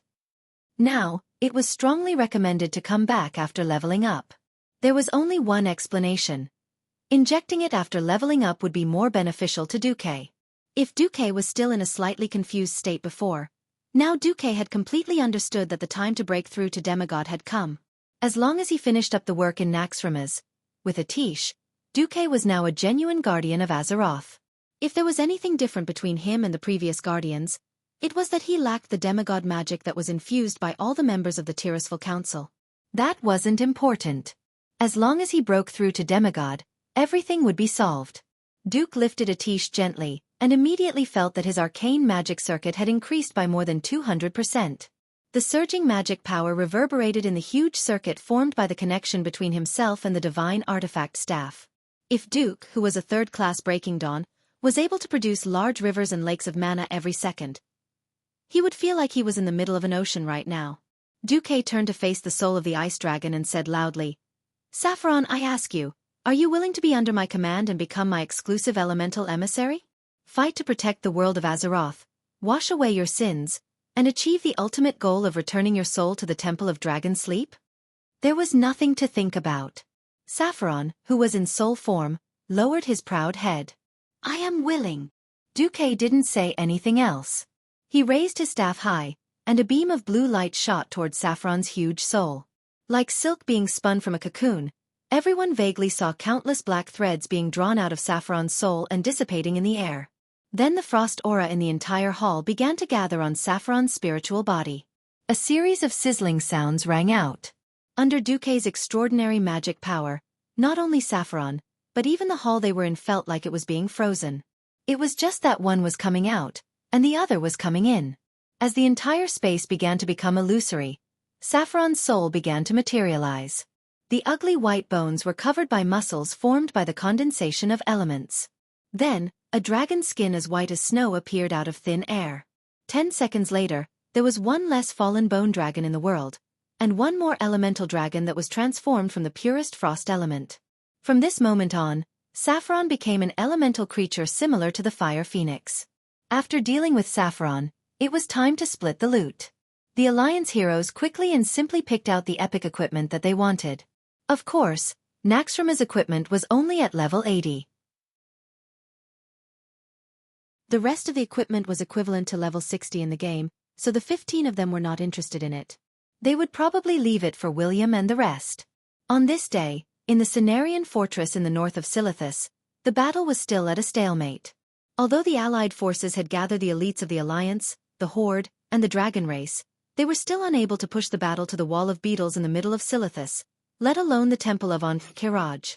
Grom Hellhowl, who was covered in mud, was covered in green and yellow. These were the body fluids of the insects. After solidifying, not only did they emit a foul smell, but they also looked very funny. Lord Howl, who had retreated to the fortress, could not help but complain to Thrall, "Great Chief, how long are we going to defend? If we really can't, we can form an assault team and destroy some damned insect nest first." Thrall did not answer directly. Instead, he asked, "How many elites do you think the Horde will sacrifice to achieve this goal?" Lord Howl was stunned. His expression was one of unwillingness at first, but then it turned gloomy. Although the Horde had brought tens of thousands of people this time, they did not even need to compare it with the thousands of elites who had attacked Blackrock Mountain. Just by looking at the old and the young, one could tell that this Horde army was just for show. It was now the 7th year of the westward expedition. It was far from enough for the new generation of orcs to grow up. Those 5- or 6-year-old children would need at least 10 more years before they could barely fight. There were only 100,000 orcs in the westward expedition. After the conflict with the Night Elves in Grey Valley, the Burning Legion's invasion of Mount Hyjal, and the latest battle with the beetles, it could be said that almost all the orcs who could fight were here. Without the support of the Tauren, trolls and goblins, the Horde would not even be able to gather 100,000 troops. The Tauren had never been a race with a large population. To be able to bring out 5,000 soldiers was already the result of Kane's full support. Wajin's Darkspear clan was also a branch of the trolls. 10,000 soldiers was the limit. If this army was all lost here, then the Horde did not need to say anything. If the Alliance turned against them, they would have to destroy themselves here. This time, the Horde's territory was the most directly affected by the swarm of insects. If the Alliance was ruthless enough, they could wait until the Horde's warriors were all killed, and then come to pick up the spoils. The Alliance was also suffering from internal and external problems. For them to be able to bring out so many troops so quickly, everyone in the Horde with a bit of brains felt that the Alliance was very generous. Although the situation was not good, The stupid insects would not learn to intercept the Alliance's supply railway. With the continuous flow of firearms, the battle-loss ratio was still very eye-catching. Often, the death of 100 giant insects taller than the orcs was the sacrifice of one Alliance or Horde warrior. In a situation where the Alliance's priests were so powerful, as long as they were not beheaded on the spot and dragged to the rear, even if they were still breathing, they could be saved. Therefore, when Xueqi made it clear that they would wait until they dealt with Naxxramas or Zul'Gurub before taking further action, Sal and Wajin raised their limbs and voted in favor. Not many people would die, and it would allow the young orc warriors to gain valuable combat experience. This kind of good thing did not happen every day. Other than the worry that after the Alliance and the Horde joined forces, it would increase the possibility of the Horde being annexed, there was nothing bad about it. Just as Grom was about to leave, Sal and the others suddenly heard a shrill cry. Warning, there are army-level insects. Army-level insects were super-large insects that could only be killed by an entire army. Thrall and Grom turned their heads and saw the mountain-like beetle in the distance. Again? Damn it! There are more and more of these things recently. Grom spat fiercely, then picked up his bloodhowl and turned to leave. Wait. Let's go together. Army-level insects also meant the terrible vitality of the insects. Although the attack power of that thing was not too terrible, the giant beetle was basically immune to existing artillery fire. If it was allowed to rush to the edge of the fortress, it would undoubtedly greatly affect the line of defense. Once the line of defense collapsed, it would be filled with human lives. In the absence of the main force of the Alliance, the lives of the Horde warriors would naturally be filled. At this moment, there was a sudden roar of cannons from the clouds. Obviously, it was a terrifying cannon that far exceeded all the cannons in the Cenarian fortress. One shot overturned the army-level giant insects. There was Xueqi's laughter in the air. Yo! Looks like we made it.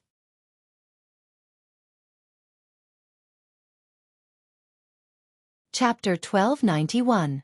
Giant ships, cannons, countless men's dreams. Sal and the tribal warriors looked up at the sky. At first, they thought it was another flying ship like the Skybreaker. Obviously, they were wrong. It was flying, yes, but it was not a giant ship, but a huge fortress.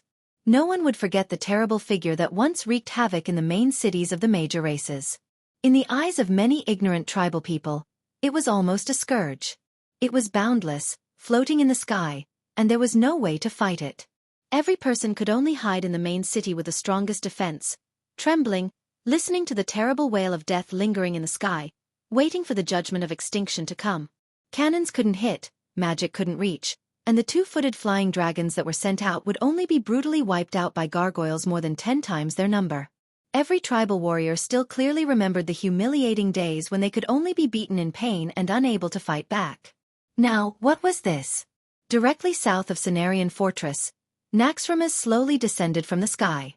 It swooped down violently, sweeping away large swathes of clouds, and stood between the allied forces and the swarm of insects in an extremely domineering manner. It easily blocked the insects flying from the south. Above Naxxramas in the sky, there was still the terrible giant skull relief.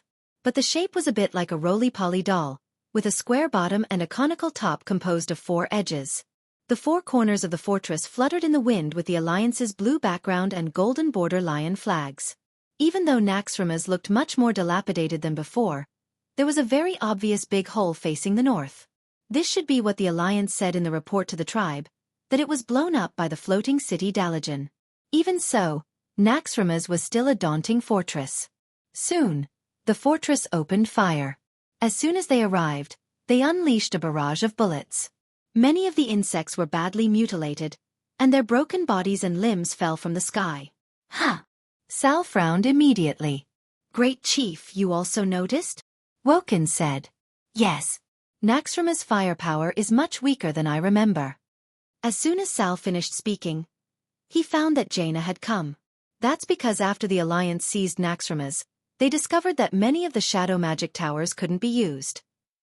Jaina's crisp and slightly intellectual voice was pleasant to the ear no matter the time. Sal did not know that because of Du Zay's appearance, his personal relationship with Jaina was destined to be 2 parallel lines that would never intersect. Seeing Jaina, who was supposed to be the core member of the assault team, appear in front of him so calmly, how could Sar not know the outcome? Still, he asked in disbelief, did the Alliance really take over Naxxramas? Jaina nodded. Yes, the evil soul of the great Lich Kel, Thuzad, has been completely purified. From today onwards, the former Scourge stronghold, Naxxramas, belongs to the Alliance. Sal and other tribal chiefs have an indescribable feeling in their hearts. Once upon a time, they thought that by going west to Kalimdor, they could get rid of the Alliance's control.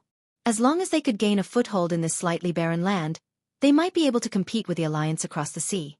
If the establishment of Theramore was a nail in the hinterland of the tribe, and the Night Elves joining the Alliance was to further suppress the expansion space of the tribe, then this floating stronghold was obviously the scythe of death hanging over the tribe's head. Since the Scourge army could use Naxxramas to hang the major cities of the tribe, the Alliance could do the same. No, it could even be more than that. When the city of Duroder was first built, the tribe was very excited.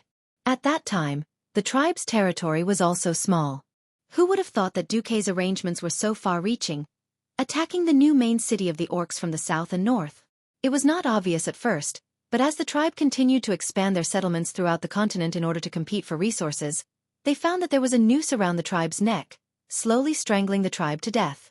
The Alliance did not take the initiative to attack the tribe. After all, it was the insects that were slaughtering the people of the tribe. On the contrary, the Alliance still appeared in front of the tribe as allies and saviors. Oh. Next, it's up to the Alliance. Sal answered and sighed. In fact, the situation of the tribe could be described in one sentence. People who do not think far ahead will have immediate worries. If they did not deal with the raging insects, there was no threat to the Alliance at all. In mid-air, the huge floating stronghold suddenly seemed to disassemble itself, and several huge decorations on the outer wall fell from the air. That is, Sal murmured. Jaina laughed. How could the Alliance want that kind of decoration again? At this time, everyone saw clearly that it was Naxxramas who threw down the large skull relief sculpture that was the size of 10 football fields from the outer wall of the upper half of the stronghold. Yes, the Alliance was not pirates, nor was it the Scourge army.